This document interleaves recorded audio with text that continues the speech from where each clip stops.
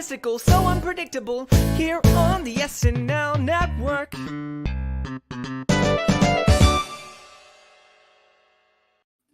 Hello, everybody, and welcome to another edition of our Patron Feedback Show here on the Saturday Night Network. My name is John from the Saturday Night Network. So excited to be with you today to break down everything at the end of this fall of Saturday Night Live. It's officially the end. I guess it's not really half the season, but it's like the unofficial half in our community as we reach Christmas time. Winter finale. Yeah, the winter finale of Saturday Night Live for season 48. So I'm excited to talk about that. This is the, one of the last shows we're going to do in 2022. We still have one more Superfan Takeover coming up next Monday, but it's sort of like the end of our regular shows. And if you're not aware and you're new to the show this season, maybe it's your first time checking out a Patron Feedback Show and you have some extra time to listen to some podcasts over your vacation. Welcome. Really excited to have you listening. If you don't know what our Patron Feedback shows are, this is the last show that we do in any week of SNL where we answer your questions. So if you wanted to ask us anything, we put out a form the day before on Twitter and in our Instagram stories. You send in the questions and then we answer them. We wrap up the week and then look forward to the next. And we do those with our patrons who are paid subscribers, who are our biggest supporters of what we do here at the Saturday Night Network. I would not be able to do everything that I'm doing over here without them. So I'm so appreciative of their support for the last couple of seasons as they've come on, and we get more and more all the time. And we built this community. And one of the great perks of being a patron is getting to podcast with us here. So if you're interested in doing that, right after the new year, we're going to put out a form on Patreon where all you have to do is pick your date and register for when you want to appear on a Patron Feedback Show in the spring. We're going to have a lot of fun breaking down all of the episodes for the rest of season 48. So if you ever thought about doing this, now's the time. So don't be afraid to join us and join our community. We got a great Discord server going with lots of people chatting in there as well, and some other fun perks. You get to talk to some of our SNL Stories guests and ask them questions. It's been a really great time. So appreciative of all of them. Tonight, we're going to do something special. In the spring, we tested out a new show for the Patron Show, which was with Andrew Haskell, where him and I, after season 47, co-hosted the show, brought in a ton of patrons throughout the show and answered your questions. And we went on for about 2 hours and different people called in. It was really fun. So I figured I got to do this again with one of the most fun guys on our network, and that is TJ Randolph. So TJ is with us tonight. TJ, how you doing? John, that's the longest I've heard you talk in a long time. That was wow, you just really went for I'm sorry, man. I'm feeling blessed, black, and highly favored to be here. I'm sorry to pick on you. I was like, well, did I say good things? Like, was I too long, or like, was it like, did I wrap up everything? You're never too long for me, John. You'll never be too long for me. You know, you had like a Nicole like length to what you were saying, but you eventually got there. I'm picking on John again. John, one of the nicest guys in podcasting. I don't know why I like to I don't know. I just like to roast everyone. I'm feeling blessed, black, and highly favored. I just got off of I just got done like 3 hours of scheduling my social life for the next 3 months, and I'm feeling good and efficient. Broke out the Excel spreadsheets, broke out the calendars, really getting organized, and fully prepared to be unprepared because I'm unprepared for the show.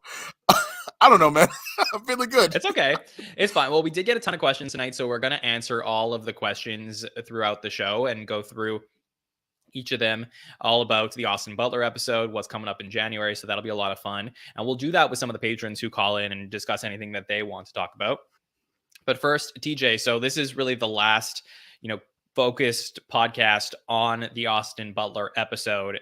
So I haven't really heard your thoughts on this episode. How'd you feel about what we got? I think Austin is he's a nice man. He's cool. Wait, do you want me to be polite or do you want me to like just tell you what's up? I want you to be you. Goodness gracious. As this episode gets farther from me, there was a lot of weirdness in this episode. I liked the Christmas sketch with the Heidi and Andrew, that thing. I really like that. Like the family was uncomfortable by Austin. I liked Lizzo's performance, but this episode, and I almost teared up at Cecily's pieces. But I don't know. Are you a big Cecily guy? I forget. I am. Yeah, Cecily's actually. Yeah. You know what's crazy about it? Here's the biggest takeaway for me.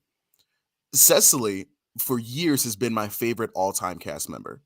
However, fun fact, recently in these past few episodes, before she was announced she was leaving, I started to be like, all right, Cecily, like I always would say, Cecily can stay as long as she wants. But just recently, these past few episodes, I said, like, I'll be honest, I'm kind of ready for her to go. I need Heidi to rise like the phoenix that she is. And literally, as I was thinking that, like the second Cecily announced it, I was like, oh my God, I'm a terrible person for wanting her to leave. And as You she, did this. I no, as she was leaving, I got a little choked up. I got a little emotional during her like. By the way, so I don't like Kathy Ann. Kathy Ann's one of my least favorite characters of Cecily's by a long shot. But I got a little like emotional with like Cecily leaving at first during update, but then that emotion was kind of taken because all I could think was at the end of the episode, Cecily does not know this man. Like Austin Butler is singing to her and he doesn't know her at all. So it's kind of weird for this random person to be here during this like this incredibly tenured person during the send off. So the episode for me, like that plus Marziplan plus Austin was like, oh, he was really good as in that Jewish Elvis sketch. He was really good in that. He was good in the Christmas thing. It was like a hit or miss episode for me, if I'm being honest. But honestly, you've had like 9 other people give their takes. You've had Sean and Amanda and Bill and other great people give their takes. You don't need to hear what I think about this episode. What are we getting into tonight, John? Well, yeah. Well, let me just do a couple follow-ups that I think are interesting points that you said, and then of course we'll Okay. get into everything else. So one is you said that Cecily is your person. So now that she was like yeah, up okay, until like November. Like it's great. I'm not saying she was up until right now. I'm saying that like in November, I kind of was like, I'll be honest, I'm a little done. Like I get it. Like you like to sing a lot. Like we get it. Like, like a live animal sketch. And nothing Cecily does is bad. I just was like, it's the same way I felt with Kate, where it was like we hit a point. And I just thought I would never hit that for Cecily. And I did just like a few episodes ago. Yeah, and I'll say like if your favorite was from this era of people who lasted a really long time, you're the lucky ones. So because What do you a mean? lot of people's because a lot of people's favorites they left after 5 years or 6 years or whatever it is or 7 years maybe, and these people like Cecily was on for 11 years, so it's very different. But my question for you is like who's your person now? Is it Heidi? Because I know you're saying like you want to see her more, but like do you have a person on the cast that you would say is like your person, TJ? I love that I'm making a face like I'm thinking about it, but like it has to have been Heidi. It's always been Heidi, kind of in the way that no. Yeah, it's definitely Heidi. I like even in Heidi's first year, I was like, wow, this girl like has something. Sorry, this woman has something. So I mean, like I know, like I don't know. I heard a discussion recently. I think it was on this podcast where someone said that like Heidi's more of a character rather than the star. Which, I first of hope it was all, on this podcast. huh? I hope it was on this podcast. I think it was on this podcast, Okay, which good, like continue. it might have been a conversation I had with a friend. I don't remember. Okay. Which first of all, rude. It might have been Amanda actually that said that. I don't know, but like, it's definitely for me. It's Heidi. That great like ability to be utility, and I think she has the ability to be star. Like, I don't know. I just think she's great. So I guess Okay. it is Heidi. Yeah. Yeah. I don't know if I have a person. I'd say the closest I have to a person is probably Andrew Dismukes. Like I think just because What? yeah, I think if I had to pick like a person, because the thing is he's like he like you've heard me talk enough this week about Sarah Sherman and how amazing I think she is. Yes. And It's great. I think there's a lot of Star. really great cast members. But there's nobody like I'm just saying like from a personal level, there's nobody like hits my funny bone the way that Andrew Dismukes does. But that's And because you're a Forte guy, though. yeah, Like, that's what I'm saying though. But like, yeah. and like, I think like, I think until like it probably Beck was that guy for me for a while, and then even though they're not exactly the same archetype, but like Beck was that guy, he really hit my funny bone, and now it's probably Andrew Dismuke. So like, yeah, it's an interesting question I like to ask because we're so like trying to be like as like objective and media driven and like analytical as possible on this podcast. Like every now and then it's like fun to ask the panelists, okay, like who's your person? Like if you had to like, fall into the stand-in of somebody. And I'm fascinated that yours is Heidi because yeah, I see that. I think it's like a great transition point to jump off from Cecily to Heidi, even if it was a month ago and not now. Well, I think they are both different people. Like they're both, first of all, incredibly funny women. But like a Cecily Strong is not a Heidi Gardner, and I don't think a Heidi Gardner is a Cecily Strong. I mean, yes, of course, they're powerful character actresses, absolutely. Also, I don't know, can Heidi sing? I don't know. Like, I don't know. I don't know. Yeah. I'll have to ask Justin. Yeah. But like, no, I think they are different people, and I want to give them, of course, that same respect. I don't know. I just Okay, well, let me ask you one other question before we get our first go patron ahead. coming in a few minutes. So, you mentioned also that you think, and you weren't the only one on the podcast that had this take this week, by the way. You mentioned that you thought it was weird that it was Austin Butler who was sort of like Yes. singing to Cecily. So, Yes. I think there's a lot of people out there who felt that way, but because they love Cecily so much, and this might be like what she wanted for her goodbye, they like don't necessarily want to say it. But like, I love that you're owning that because this was like, it was kind of weird because this is supposed to be one of the most like sentimental moments in the history of the show. Yeah. And I know we've had a lot of them, but like think about it, it's probably there's not as many goodbye sketches as we think that there are. Like I agree. yeah, like I think if conventional wisdom would be like, oh, everybody must have gotten one, but like it really doesn't start until like Phil and then like maybe yeah, and like I guess if you want to count like Sandler and Farley jumping into a polar bear cage, like that's probably one. Then like Will Ferrell gets one, Jimmy Fallon gets one, um, and then like it really is more like a modern era type of thing that people get these goodbyes. And then of course like Kristen's like the classic one that most people are comparing this to. But like it seems to me in the discourse of this week that the lore of Mick Jagger being such a huge star has made people not question what he did for Kristen's goodbye, but the Austin Butler being like a little bit random made the Cecily one weird. I feel like I watched the Kristen goodbye live, but I didn't have the. But I'm pretty sure I'd only watched Kristen for like 1 or 2 years at that point. I didn't have the full breadth of. I think I got Kristen at her greatest. I never saw the journey, um, and so I don't necessarily know if when I saw Mick Jagger do it, if he was even kind of like. And to be honest, I think I was like 19. It had to been like in my late teens. I'm pretty sure like I didn't even pay Well, it was attention to him. 10 years ago. Okay, yeah. I'm pretty sure like I didn't notice him as much in it, but to be honest, I'd have to watch that again because it's been years since I've seen it. But because I've been with Cecily her entire journey, like I've every episode I've watched and I've like seen Cecily in, maybe that hit it harder. And maybe also here's also the thing though. You can't compare Austin Butler and Mick Jagger. Mick Jagger has had a tenured career for decades. Austin Butler, I didn't know this nigga until like literally 2 weeks ago. Like Neither did Cecily. Exactly. So like what is that phrase that Damien from Mean Girls says where he doesn't even go here? Like Mick Jagger had at least been there before. That was his second time hosting, right? Mick Jagger second time Mick hosting? Jagger was his second time hosting. Yeah. Yeah. So like I think that's the difference is I don't know. I have respect for Mick Jagger, even though I don't listen to his music, but Mick Jagger I know is a star because what are the Rolling Stones or whatever? Is that the band he's in? Yes. Yeah. Oh, what? TJ doesn't know rock music? Who cares? But whereas for Austin Butler, he's just a brother that starred in a movie that's trying to get an Oscar. I have no like maybe that's the reason I didn't even think about it because the Rolling Stones are like a classic and Austin Butler is just an actor. So yeah, well, let me ask you something. Would it have been more satisfying to you if Cecily had said goodbye in the spring and had just like one moment on the show, or as a viewer, it was more satisfying to you to have her say goodbye now?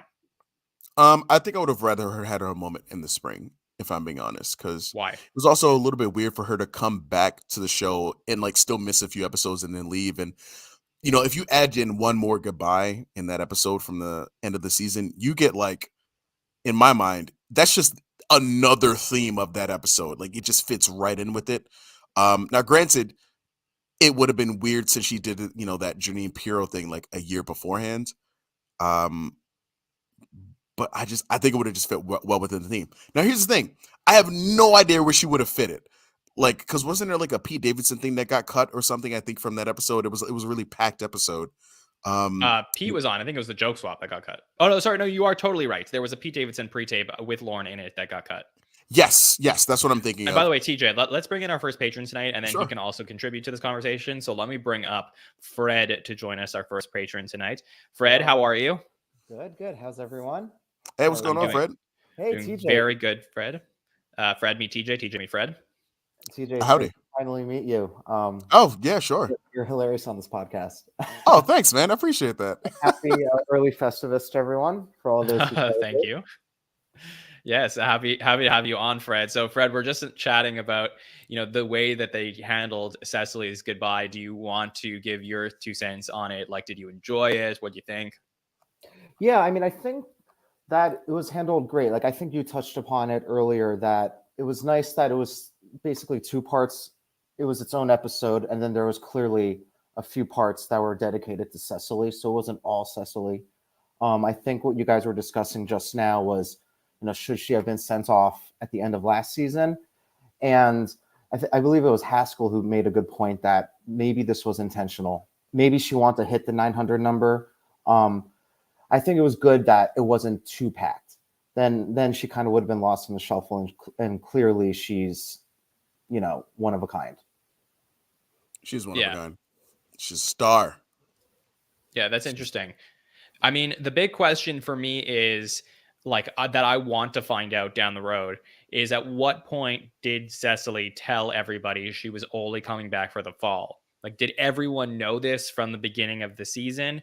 And if that's the case, were there certain things they wanted to do with her this fall? Or was it just like, hey, write me into whatever you need. I'm available to you for 6 episodes. Because I guess I would think that if everyone knew Cecily was leaving, I don't mean the public, I mean people at the show, everybody knew that for 6 episodes, she was, I guess you can't really count Chappelle, so let's say 5 episodes, that she was really there. I would think they probably would have hit some of her recurring sketches that they would want to get back and not just do Science Room and Kathy Ann and I guess Tammy the Trucker, we can call recurring as well. I would think they'd want to hit some old characters as well as sort of the long send off for Cecily, but perhaps that's not what she wanted. So curious your thoughts on that, Fred. So I did get the sense, looking back and even while it was happening, that actually Cecily was pretty prominent in all these episodes, right? Yeah. And the numbers show that. So I have a feeling that she let everyone know during that little stretch when she was not in the episodes. And then when she was coming back, kind of respectfully, they didn't want to overdo it, but still want to make sure that she was a prominent force in the remaining 6 episodes that she was going to do. I think if they brought back every single character, especially, I think that would have been maybe too heavy-handed, and also maybe too obvious, and also not fair to the entire cast. So I thought they sent her off in a really great way. I think there was a lot of Cecily, and she basically got half of an episode to herself. Yeah. You really got a chance to shine a lot, and play a lot, and just in 5 episodes. Yeah. To the point where it was man, am I going to lose this draft? That's all I'm thinking about. Yeah, and all that all the Cecily fatigue we've been talking about, that would have been even more exacerbated, right? If they had really been brought back every single character. I think it was just the right amount, and then now she had her moment. For sure. Let's, Fred, if you're cool with it, let's take a couple questions from our sheet today, and then we'll throw them at you and to TJ. So the first one comes in from our friend Izzy Schreiber. Thanks, Izzy, for sending this in. Always seeing you post our stuff on your Instagram page, so appreciate that. Izzy sends in and wants to know, what was your favorite sketch of the episode? So, Fred, did you have a favorite sketch from this past week? I mean, my favorite pre-tape was easily, right, the Christmas one. It's a Wonderful Life one. That was incredible. That was fabulous. As far as sketches go, I'm trying to not let sentimentality get into it with Cecily saying goodbye or the singing. I feel like I was one of the few people that actually appreciated the White Elephant sketch, just because it's something relatable. We've all been there. I would have handled it a bit differently. I wouldn't have ended it with Santa Claus on the roof. I would have. That was so weird. Yeah, that's such a weird tag. And it just it wasn't, because what I liked about the sketch was actually everything but that.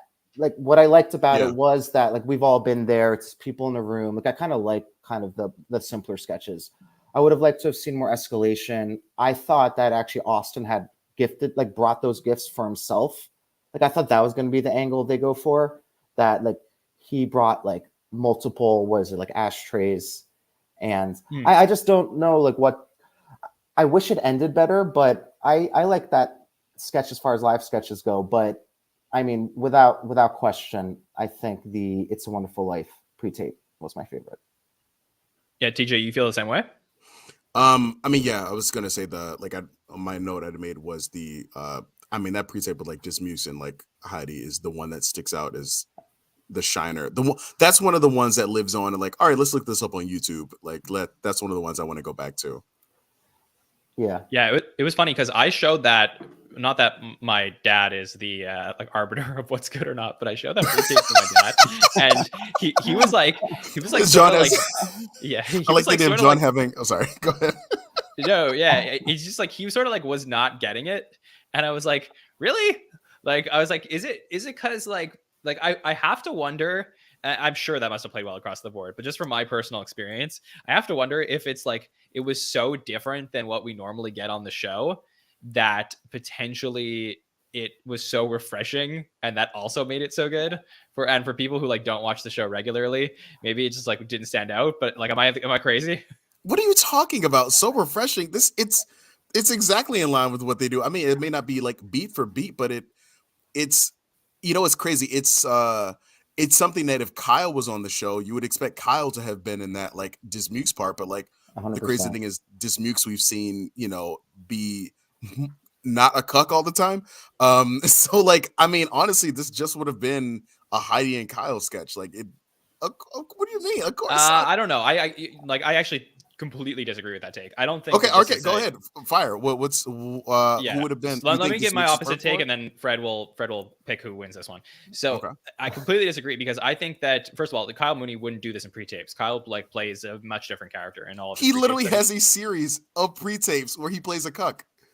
Yes, but not this kind of cuck. Like there's a difference. Like Oh, I'm so sorry. no, I'm saying like Kyle would play like a weak man, but like this Mhm. kind of cuck was like a man who's like had a successful family and like a wife and kids and stuff. And then it's like there's like there's a big difference when you are like Okay.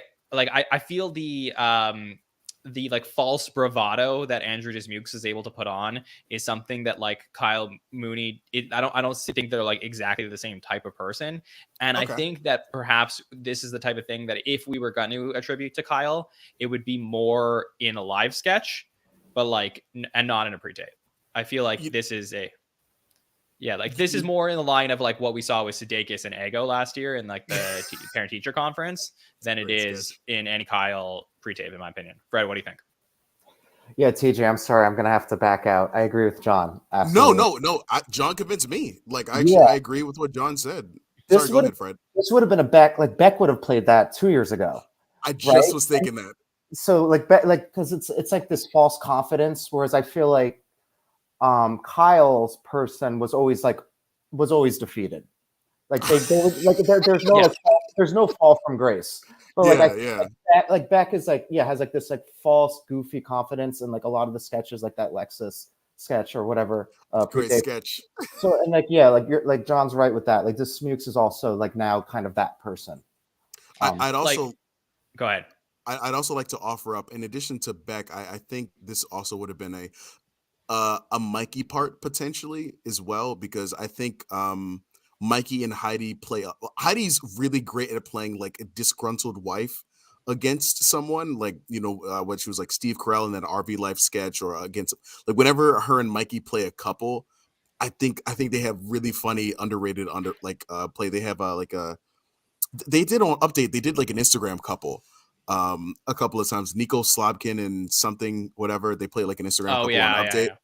Yeah, and I think that they play, and there's also like a Macy's pre-tape or something, or like Heidi and Mikey play a husband and wife that like fighting. I feel like they also have like could have like done that role well because of their chemistry, like we saw with the odd pant thing. But I think Beck would have been my first go-to for this as well. You want to hear another take on this sketch that I haven't said all week that I've been thinking about a lot? Because I think my take on Monday was that I walked away thinking about how good Heidi was in this sketch. Like she really made the whole pre-tape for me. And I was trying to think of like who she reminded me of in this pre-tape. I'm going to throw out her name. She reminded me of Anna Gastire in this pre-tape. Okay. Make your case.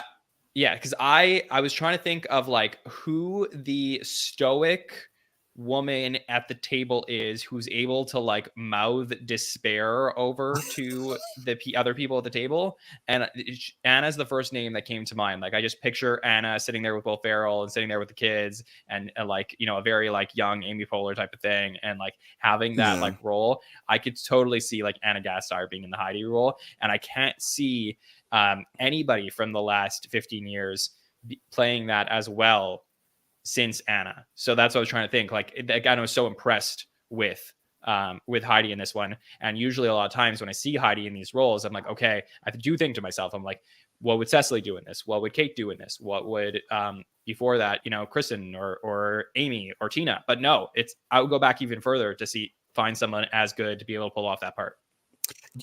I have Fred, this might be a good question for you or other patrons or other listeners, but like I'm somebody who's enjoying watching Anna Gasteyer in that new show American Auto that she's in. I think it's really good. And I realize I don't think I have seen enough of her time on SNL. So if anyone ever wants to like shoot me a message with like a couple of sketches that you might be great to watch that like Anna was in, like I would definitely take a couple of recommendations. Because I really like that show. Which, good God, I hope it comes back. But like, I'd like to see more of her to kind of like get that reference a lot better. She's fantastic. Yeah, she's great. And like, I think John made a good point there. Like, she's definitely like, she doesn't overdo it. So like, she would do like what Heidi did, like kind of speak through her teeth and like kind of like to the side and not overdo it. Like somebody else, I mean, like if it was Sarah Sherman, right, it would have been like off the wall, and then like that, like the subtlety would be lost, right? And then like the satire would also be lost there a little bit. Yeah. And I would say this may be my favorite thing that Heidi has done since she did the Michael Jordan's Bodyguard. Oh, that's a great one. Yeah, back in the Keegan-Michael Key episode. I think like I'm not to say like she hasn't put in good work in the last year and a half, but I'm just saying like it might be my favorite since then, where I'm like really standing out as like a Heidi piece that just blew me away. Oh, you didn't like Hip Hop Nativity? I know that's really your favorite sketches. Oh God! I know you love Hip Hop Nativity, or you don't want to do a crip walk. You don't want to do a little. I'm not jumping into the season 47 soundboard right now, but yeah. You guys wanted to let's take one more question while we still got Fred here. Okay, this question comes from our friend Ike. Ike wants to know, in an alternative timeline, how do you think Cecily would have done as an anchor on Update?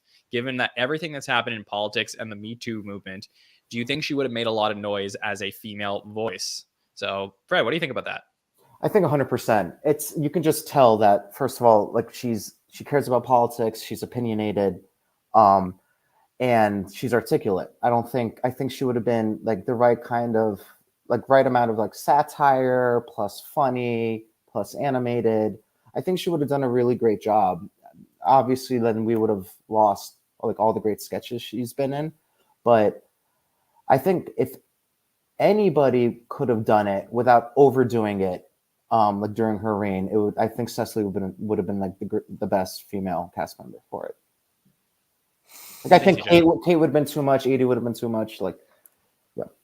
I don't really think of like Kate and Edie for Update though. All right, I have a couple of thoughts coming to mind. Run with me here, gentlemen. And I'm gonna try to talk through this thought a little bit. So Cecily, by the way, fun fact, is my favorite Weekend Update anchor. I know she's only did it for a year, but I really like her takes, and I would have loved to have seen her do it for a little bit longer. This is an insane take, but I love it. Yeah. That's an insane take. I'm sorry, I don't worship at the altar of Norm Macdonald. Like I actually like to laugh. Yeah, I said what I just said, and I stand by it 110%. Wow. But like, yeah, Norm is like below mid. It's like he's Okay, we're not having a Norm debate. Okay, right all right, fine, yeah. Oh, the genie from Fairly Odd Parents. Sorry, I don't get it. I don't see it, but it's fine. Okay, sorry. Cecily is my favorite Weekend Update. But I did not say she's the best. I said she's my favorite. Like I really enjoyed her time on Update a lot. I had a lot of fun with it, and so I would have loved to see more time. Here's the problem, gentlemen. We have the knowledge of the past. We know what like we know what Cecily would have done. had she not been the Weekend Update anchor. We would not have gotten Goober the Clown. We would not have gotten Tammy the Trucker. And Goober the Clown I felt like was a really strong piece. I wonder if we didn't get those characters, we then would have just had to gotten Cecily's lens through update jokes. And I wonder if at a certain point, if it would be sort of like when SNL hits political sketches, would Cecily have hit the notes too much? Now, granted, getting Cecily's strong style jokes like on the Me Too movement would have been incredible. She would have had fascinating takes probably, but like, I wonder if at some point she would have hit that same note too much and if people would have gotten tired of it. The thing is, we had the benefit of never having had happened, but like Cecily would have been able to like hone in on it really well and I think having a female perspective, by the way, for the past 8 years on Update would have been incredible. Yeah. I don't get me wrong. I loved having a Black perspective with Che, but like having Cecily's perspective also, I think would have been something really good as well. Because it kind of makes me think like they're not the same thing because Tina Fey is a stronger person at this, but it made me kind of think like, it would have been the same thing of like, what if we had Tina Fey on the Update desk during that time too? Would we have thought, like, would people have gotten tired of like, it's like when they do Trump at a certain number of years, like, would we have gotten tired of like, all right, let's see some kind of other things? And while I agree with Cecily and I kind of, actually am with her on a lot of her like perspectives and point of views, I do wonder if at some point, I wonder if it would have like been as strong for a long period of time. No pun intended. But I know she would have made a lot of noise, but to be honest, I think she made better noise as character pieces because she could change things up versus doing, if she would have done like 10 years at the update desk, 9 years at the update desk in a suit, at a certain point, it just becomes like a Seth Meyers or a Jimmy Fallon joke. You can go in one ear, out the other. No one's really going to think about it. But doing a character piece kind of like shatter through each time she does something different. So I think she made better impact doing characters. Let me throw something out because this is Bleep Bloop in the chat got to this before me, but I was going to say this. Would Cecily have worked better with Che? Because I don't think the Colin and Cecily pairing worked for me. And I think like we saw in some of the interactions between her as a correspondent and then with Che, like if that was the last 8 years was Cecily and Che, how does that play? I don't think so. I wanted to so bad because like I love the female perspective. I love the Black perspective. Those are two perspectives I take a lot of time listening to. And I know Cecily and Che get along and I do love their like interplay, but I'm wondering if at some point, like, would Che tell the same jokes with Cecily sitting right next to him? Because Che's got a little bold lately this season. He's got a little bold with some of his jokes. Like it might help Che temper down a little bit. Mm-hmm. I don't know. That's a good question. Fred, what do you think? Yeah, I don't know if I would love that pairing as much as Jost and Che. I think the fact that there's more of a contrast is kind of half the charm. And I do think that maybe Che would have been less Che or less edgy with Cecily. And also he would maybe stand out a bit less. So I think like them being, presumably two very different people, really helps on the desk. I would have been okay seeing Cecily and Jost get another year to work it out because apparently, by the way, I didn't know this, but I didn't know people didn't like Colin when he first was on. Oh yeah, maybe it's just because I was 21 and I wasn't even casual. I watched every episode, but I just I didn't know that either. Yeah. I didn't know that. So like, we got to see Colin grow into the role and his hair, as Colin got stronger, his hair got bigger, so like, let's give him a chance to grow some. I don't know. Like there was something like really like cute and I don't mean cute in terms of like to demean Cecily because she's a grown ass woman. There was something like charmingly cute in terms of like playful in the way that like Cecily would play a little bit at the update desk. That like I would have loved to have seen her do like for like just what would that have been like to focus more? But that's just not what she wanted to do, and that's okay. Yeah, it's an interesting question. Fred, I just want to give you any last thoughts you wanted to say about the fall of SNL, anything you noticed, and what are you excited about coming into next year? So I'm really enjoying this season.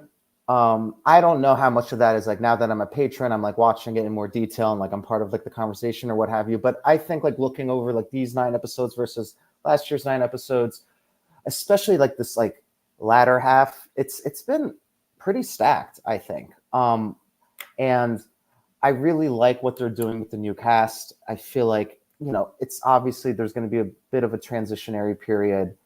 But I really like that they're front and center and like they seem like more like a part of like a true team and like a little less disjointed than last year. And to me, that actually like ups the like my enjoyment. Like I feel like everyone's having fun. I feel like everyone's involved. And yeah, like I'm curious to see what's in store. Like I know like last year we complained a bit about things being a bit bloated, and now like I'm shocked how much I miss certain cast members. Maybe it was oh man, like 80. I miss 80 so much more than I like imagined.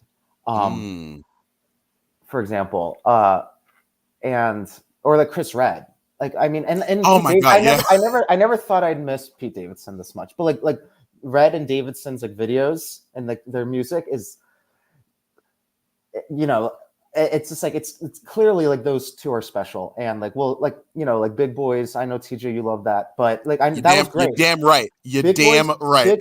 Big Boys was great, but otherwise, like, you know, by now I think if Redd was around, we would have had like 4 Big Boys or something, you know, like of that caliber. So like yeah, like Redd, like 80.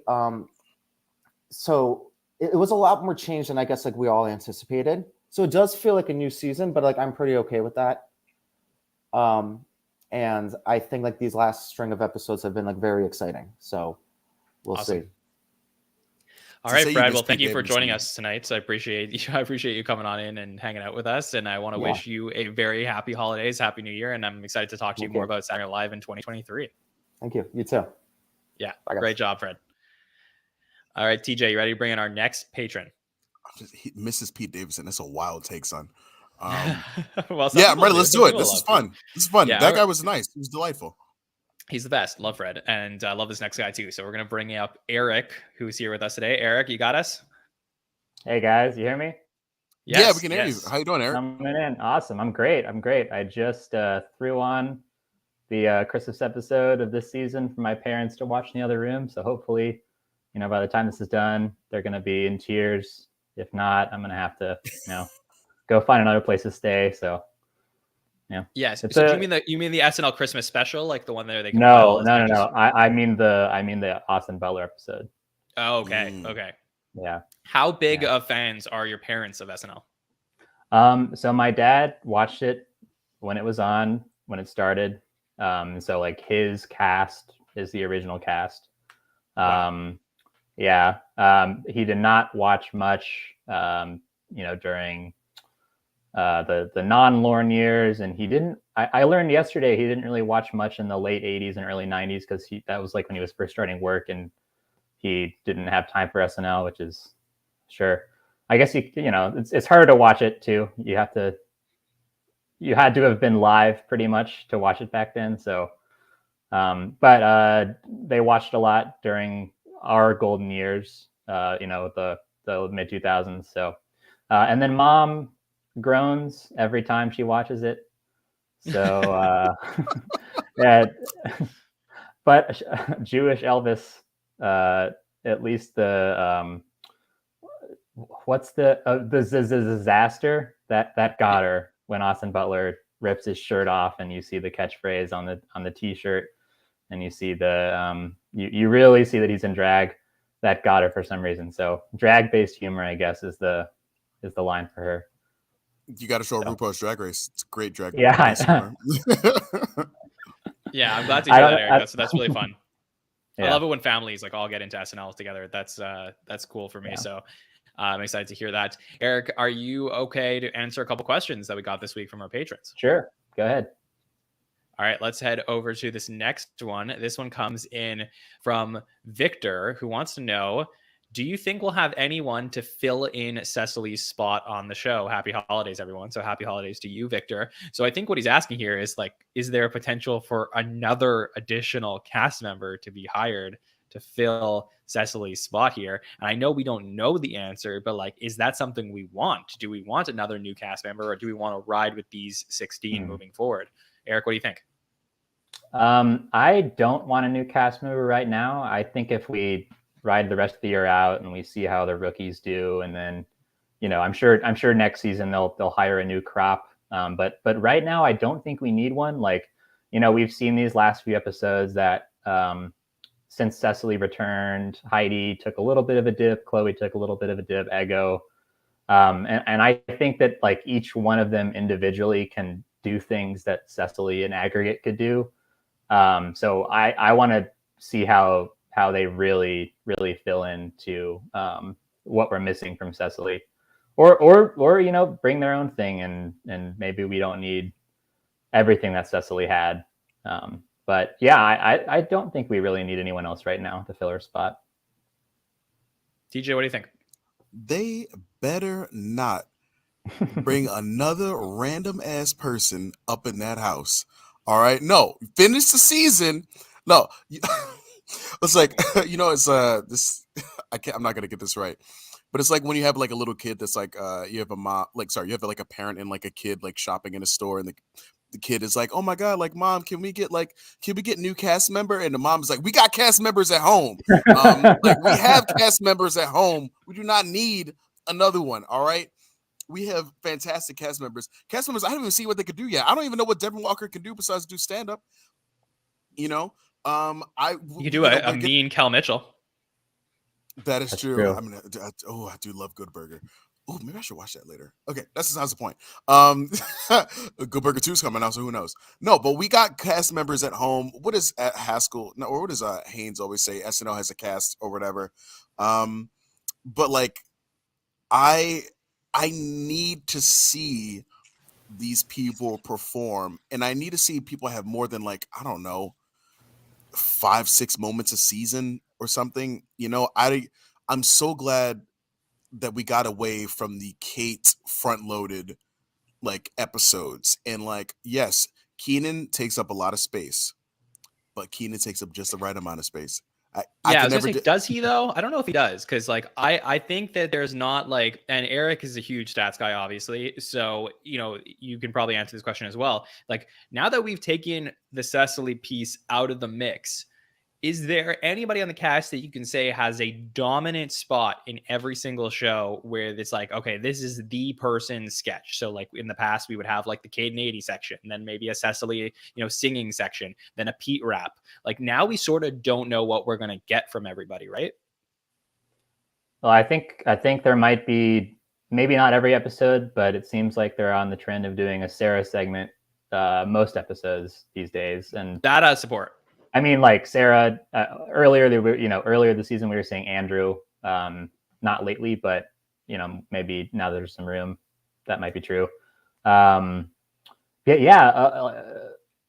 mean, I could see like Chloe having her little pre-tape segment, but other than that, yeah, there's not really like a cast member that will have their, you know, 7-minute dominating segment like Kate and 80 could do.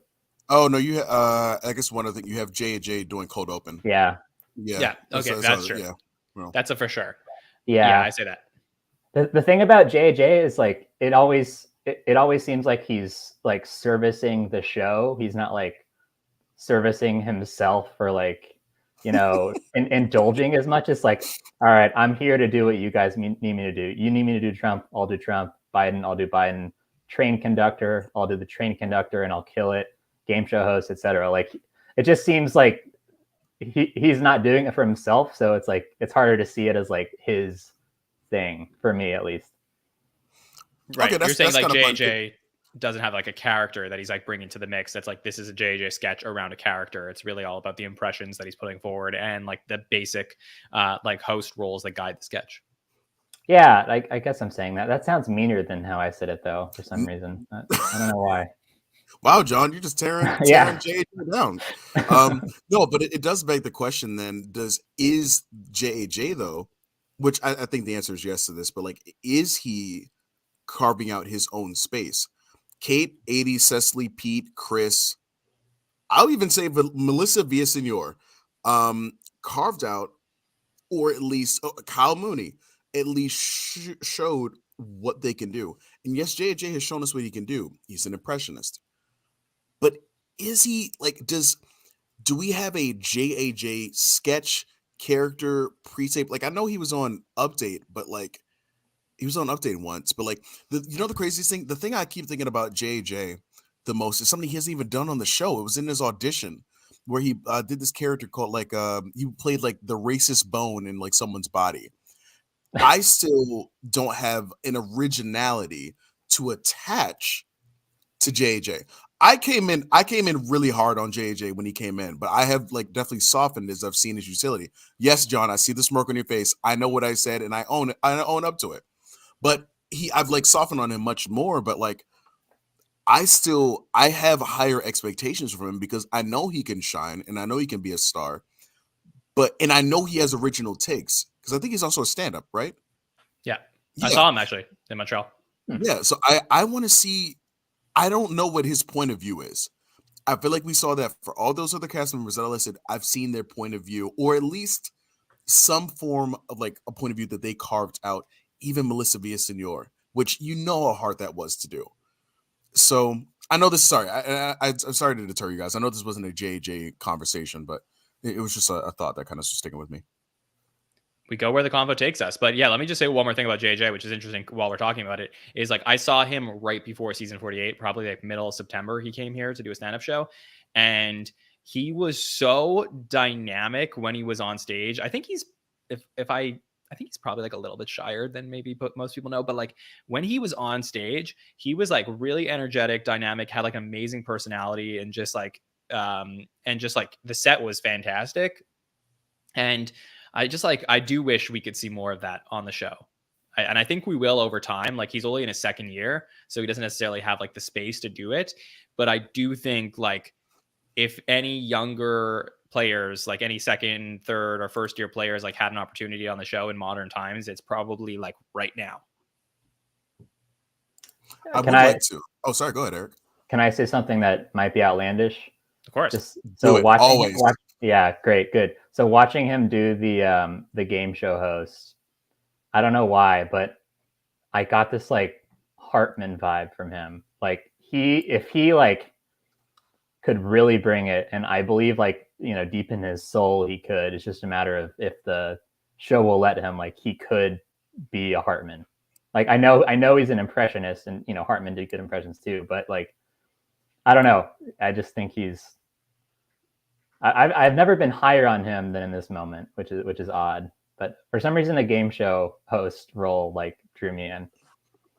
He definitely has Hartman qualities to him. I don't know if he has all the makings of a Hartman. And I think probably the main ingredient that I think is missing from that is probably his ability to like play like alpha, I think is one of the things that we were discussing, you know, where Phil had that. Phil could play like extremely aggressive dad that I don't know that JJ has at this point in his life, or has shown us at least on the show at this point.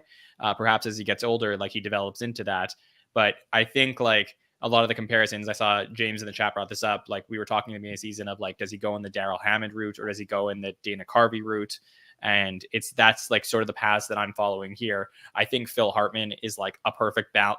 To me, he's like as close to a perfect cast member because he basically has all the qualities of like what you would make up in what you would describe like being a good character or a good castmate on the show. I just don't know that JJ has shown me that yet, but I see what you're saying about that particular sketch. Yeah, I think that's a good point. He does lack that. Yeah, he does lack that alpha quality. I mean, maybe he doesn't. He hasn't shown his alpha quality. Yeah.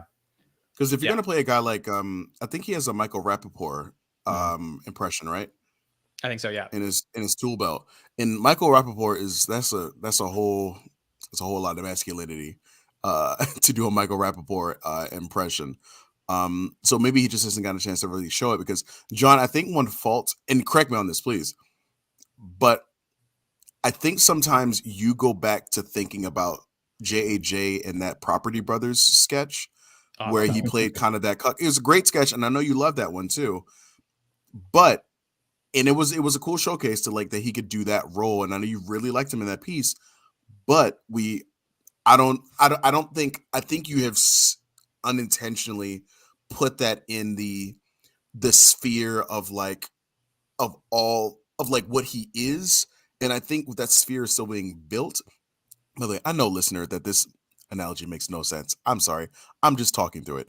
Okay, But well, like, can I just say, yeah, TJ, let me just interrupt you for a second, because I think this is a good point to go back to this, which is obviously in the game show sketches, there was this element that Eric is referring to of like being a really good host. But I think that Phil Hartman, I'm going to play one line, which is this.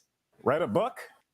Where he's like questioning basically what the people are saying. And I pulled that line specifically, I remember, because I was like, oh, that was really funny the way he said that during the sketch. But I think the difference between a Phil Hartman type in that role versus JJ is like Phil would be like angry at the contestants.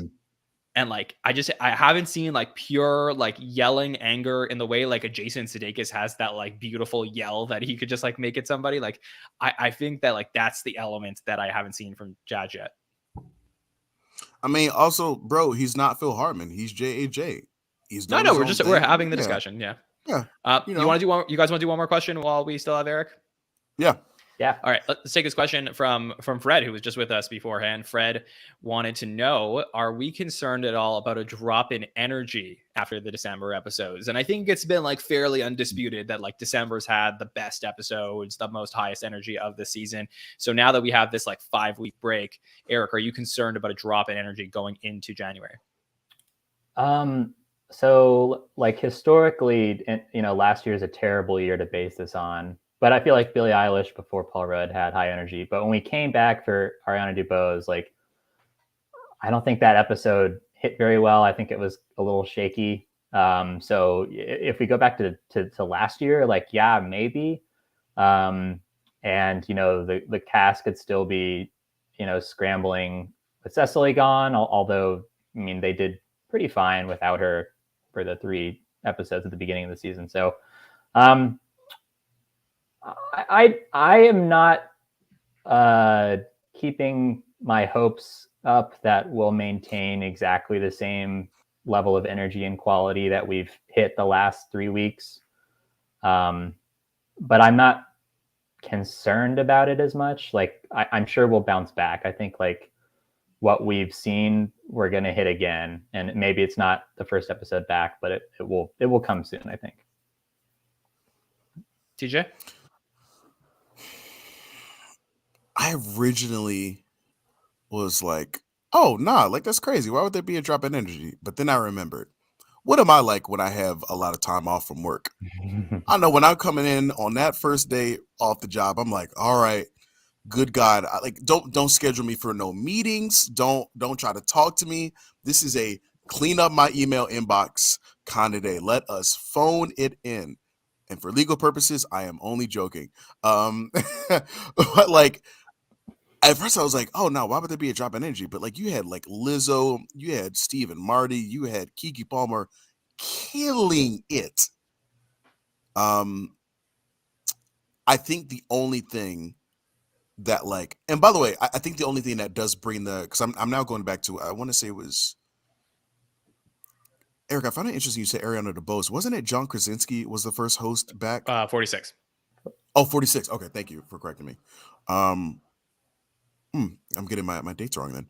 I'm thinking about like him when he came back, and like I knew I was excited going in for it, but I felt like the episode was a little more even tempered, and that's kind of been my framework for it. I think the host is the only thing that kind of like can bring the energy out of the crowd. I think about when you have Adam Driver coming and hosting immediately after the break. And sure, he brings the energy, but even then, was the cast as strong, when they came back from break? It's like when you try to like it's like if you were to try to go Black Friday shopping after you just ate Thanksgiving turkey, you had your Thanksgiving nap, and you're like, all right, let me leave at 11:30 at night, midnight, go drive and go do this. Like, you might have a little more trouble like starting. Now, granted, are we going to enjoy the episode? Sure. But I just kind of think that maybe the host is the only thing that could bring that energy level up, not the cast. Eric, I want to give you a last opportunity while you're with us tonight to just say anything else you wanted to say about the fall of season 48 and what you're looking forward to next year. Yeah, I think the last 3, actually probably 4 episodes were probably the best run we've had since I can't remember when. I think pound for pound, it was probably better than any run we had in 47, except maybe Malik, Sudeikis, Culkin. That was a great run, but I think this was a completely different energy than that run, and I think it actually showed more variety than that run. So I'm really optimistic about this season. Really looking forward to what the cast can do moving forward. So I'm feeling good. Awesome. Well, Eric, please send my best to your family. Hope they're enjoying Saturday Night Live from this past week right now. Yeah, and thanks for joining us tonight. I hope you have a very happy holidays, and we'll talk next year. Yep. Cheers, guys. Okay, have a good one. All right, TJ. So, and by the way, just before we bring in our next patron, I wanted to say, I see what he's saying a lot there about I brought up the Malik and Sudeikis and Culkin run beforehand. I think the major difference there is there was a break between Sudeikis and Culkin, I believe. Yeah. And then when Culkin, Majors, and then Simu Liu. So the actual run itself, there was like a little bit of a break there between those episodes. But as far as like a run without a break, I think this has been the strongest we probably had in a couple of years. So it's an interesting thought. I don't even know if that Culkin episode is strong enough to like live up to the tier. It was really good of that. Yeah, it was really good. But let me bring in our next patron tonight, and we'll answer some more of your questions coming up. We have a ton still left to go. So bringing up for the first time in season 48, it is Amanda. Hi, Amanda. How are you guys? Hey, Amanda, how you doing? I am good. How are you? We're chilling. Doing so great. Yeah, so glad to get to speak to you. And Yeah. TJ is one of my favorite panelists, so I'm very excited. Thank you. I love attention. Oh, yeah. No, it's very sweet. I appreciate it. So, Amanda, how'd you feel about this last episode we saw? Oh, it was great. I loved it so much. I was just watching Steve Martin and Martin Short back again, and I think the Austin Butler episode was better. So, yeah, what about it? I think that it was more consistent across the board. I didn't think that any of the sketches were like all out clunkers, though I did think a few in the Martin, Double Martin's episode was. I think the energy was just really good starting from the monologue. I really liked it. And I think because we got to find out that it was Cecily's last show beforehand, that really started the energy. Like, you knew that it was her show, and it kind of made sense immediately, to me at least, why Austin was hosting the Christmas episode as opposed to Martin and Steve. So I was just excited. I knew that it was going to be special outside of the host, and maybe that's what colored kind of my watching experience of it, but I thought it was great. That's a good point. Because Cecily competing with like Steve and Marty, that would have been, that's a good point. Right. I think that'd be a lot of cooks in the kitchen in a lot of the sketches. Yeah, really small kitchen. For sure. Well, Amanda, I'm excited to get your thoughts on everything. And then we also have questions that came in from some of our other listeners. So I'll throw out some questions, and then you can let us know what you want to talk about when it comes to answering them. I'll take this next question that comes in from Lana Bracewell. Lana wanted to know, who's the main singer now that Cecily is gone on the show? So do we need these singing sketches? And is there an obvious answer here? Amanda, what do you think? Is it Keenan? Oh, he does do the warm-ups. I was going to say it's Bowen, but I guess Keenan is a good answer. Yeah. Oh, no, it's definitely not Bowen. No. Really? He does all the Broadway stuff. Yeah. All he has is that one album with, no skips, the hyper pop Fantasia or whatever. I guess that's true. Yeah. Yeah, that's all he has is the one album. It's the Iceberg. Yeah. I think it's Keenan. I can't think. Because Keenan has that Treese character, which is god awful. But like Keenan doesn't. What, John? The listeners, you can't see this, but John is getting a smirk on his face when I say things that funny. People might disagree with. Treese is an awful character. Keenan has done 20 years of good stuff. If I don't like one thing, he's gonna be fine. No, but this is why Amanda and our listeners like you so much, is because you just throw out something. You're just like, this thing is awful. I'm assuming everybody else feels the same way. I'm not saying it's a fact. If I don't like stuff, I just shout about it. It's my American right. Like, Yes. oh my gosh, I was trying to think of like who else like sings, and I'm blanking. Doesn't I was gonna say, could it be Ego or Punky, because Punky did the rap recently and Ego has Loco, but even those are just kind of one-offs a little bit, you know? Yeah, I think we're like pretty much out on singers for a while now, and I think that's probably a good thing, Amanda. Just switch it up. I Yeah. just hope I don't see Treese again. Just I'm Melissa. good. Melissa could sing. Oh, that's a good point. Yeah, Melissa could sing. Melissa's Kate a great could singer. sing. I'm trying to think of the Mulaney musical. Like, who would have like the belters? I don't know. We don't have them anymore, but that's interesting. Yeah. Am I the only one that the Mulaney musicals just don't play for? Yes. Like, I love Mulaney, but it's always the weakest part of the episode for me. Like, here's the thing. I like Broadway, but I'm a very casual Broadway person.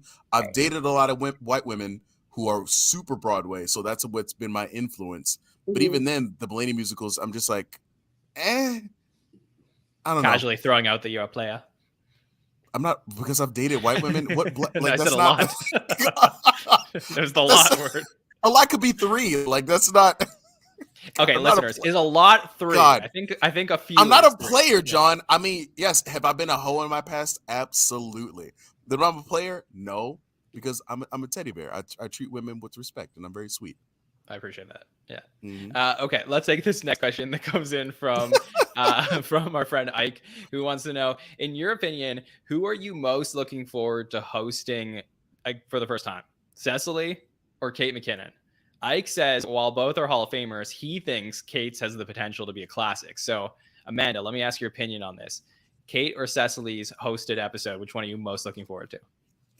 That's really hard. And I feel like I'd be looking forward to them for different reasons. I think Kate's obviously has, maybe it's not obvious, but to me, more potential to have more star power. I think Kate's probably a bigger star outside of the show. So to the extent that we can expect other cameos, I think Kate's would be a bigger episode. I think Cecily blends it. Cecily is more of a team player than Kate. So I think overall, Cecily's episode would be a stronger episode in terms of sketches. That's so hard. They both just left. I want to see what the cast looks like now without both of them before I were to decide. But now I'm inclined to say Kate because Kate's been gone longer. We just had Cecily and we just had 3 super Cecily forward episodes. So I feel like I'd be missing Kate. But that doesn't mean that I prefer Kate as a cast member at all, because that's not necessarily true. Dear listener, I'm over here pondering this wild question that Ike just posed to us. I feel like I'm starting off a jazz album, or an R&B album. I'm pondering this wild question that he just asked us, which feels disrespectful. I don't know why, but it feels like a disrespectful question. That's what we do. Kate is a star. Sure, she is. Like, no one can deny that. But like Icarus, she flew too close to the sun. She stayed a star for too long. Actually, no. If I'm being honest, I think it would be Cecily, because I think it would be a stronger sketch. I feel like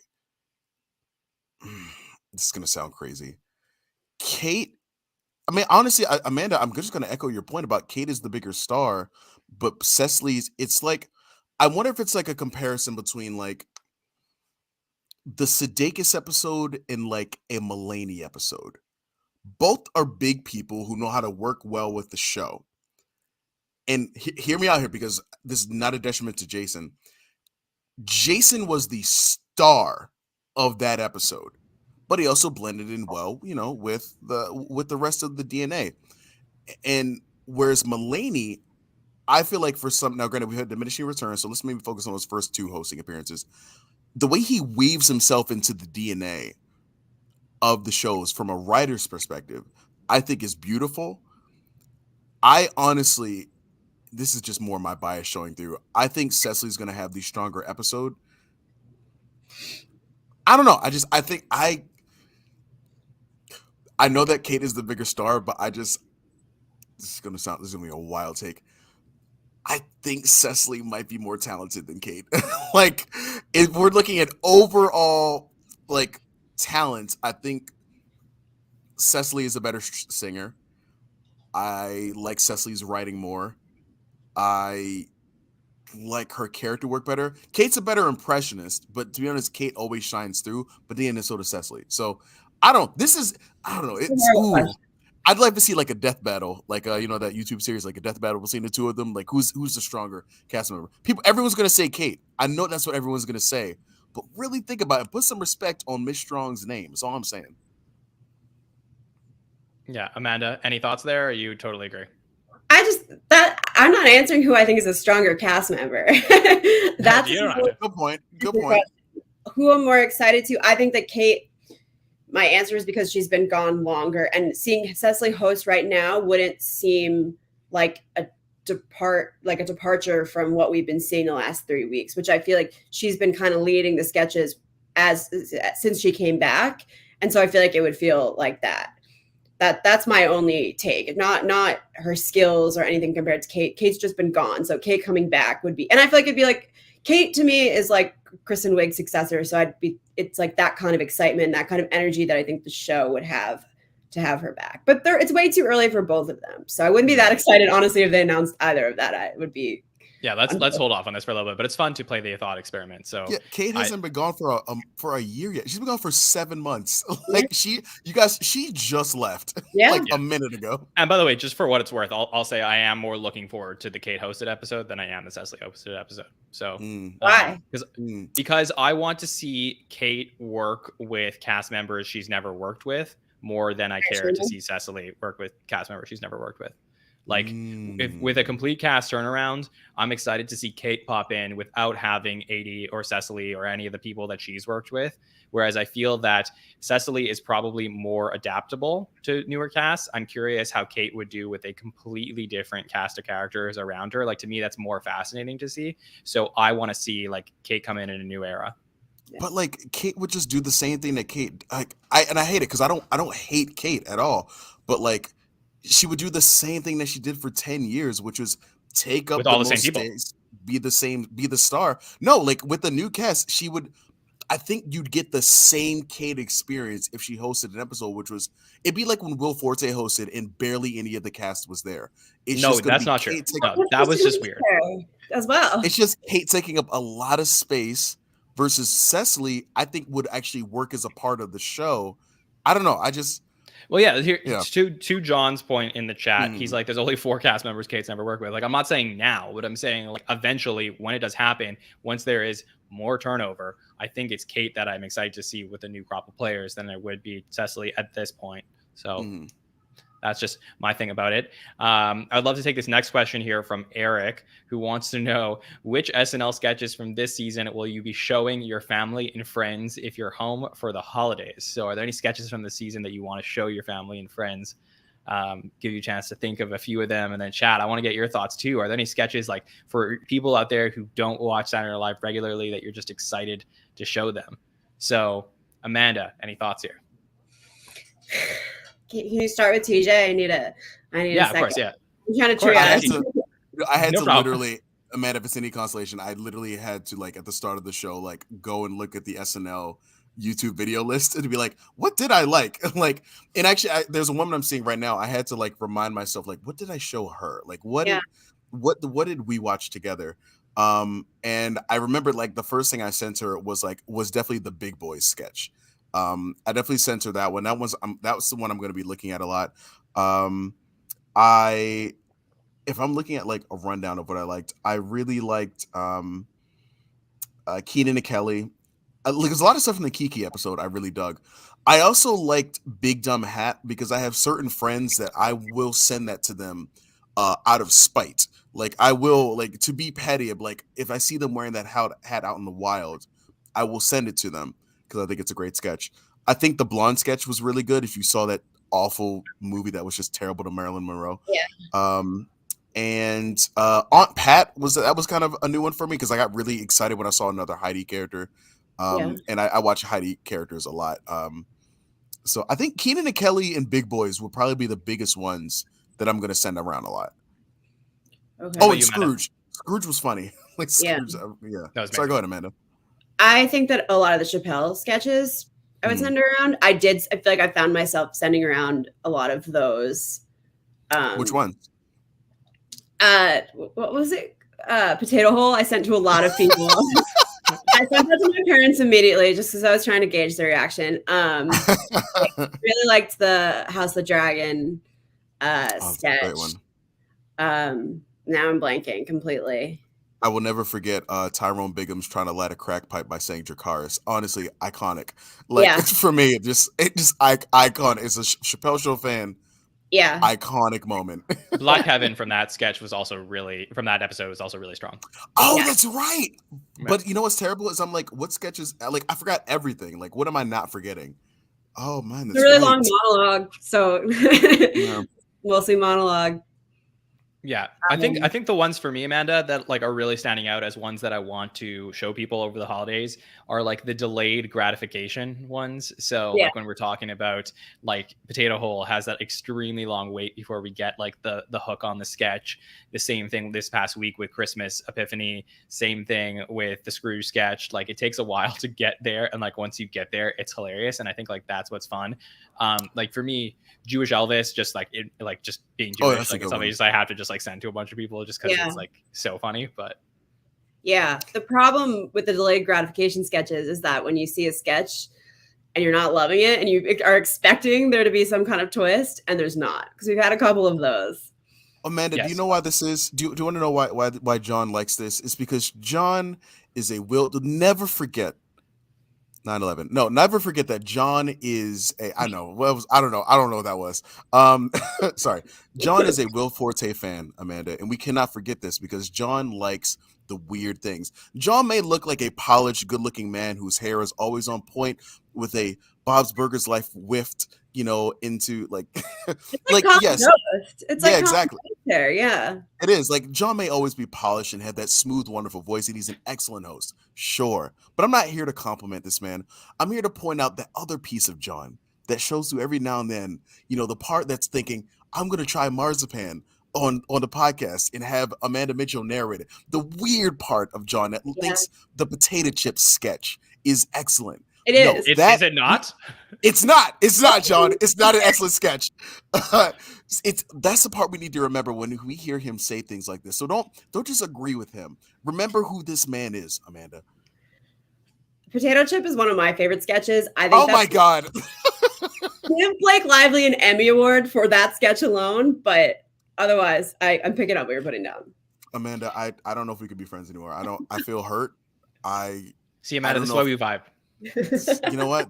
I don't like the United Front that's happening here. I don't feel safe. Well, I think to your point though, you did make it, despite all of everything you said, I think you made an interesting point, which did is. Did I say 9/11 at some point?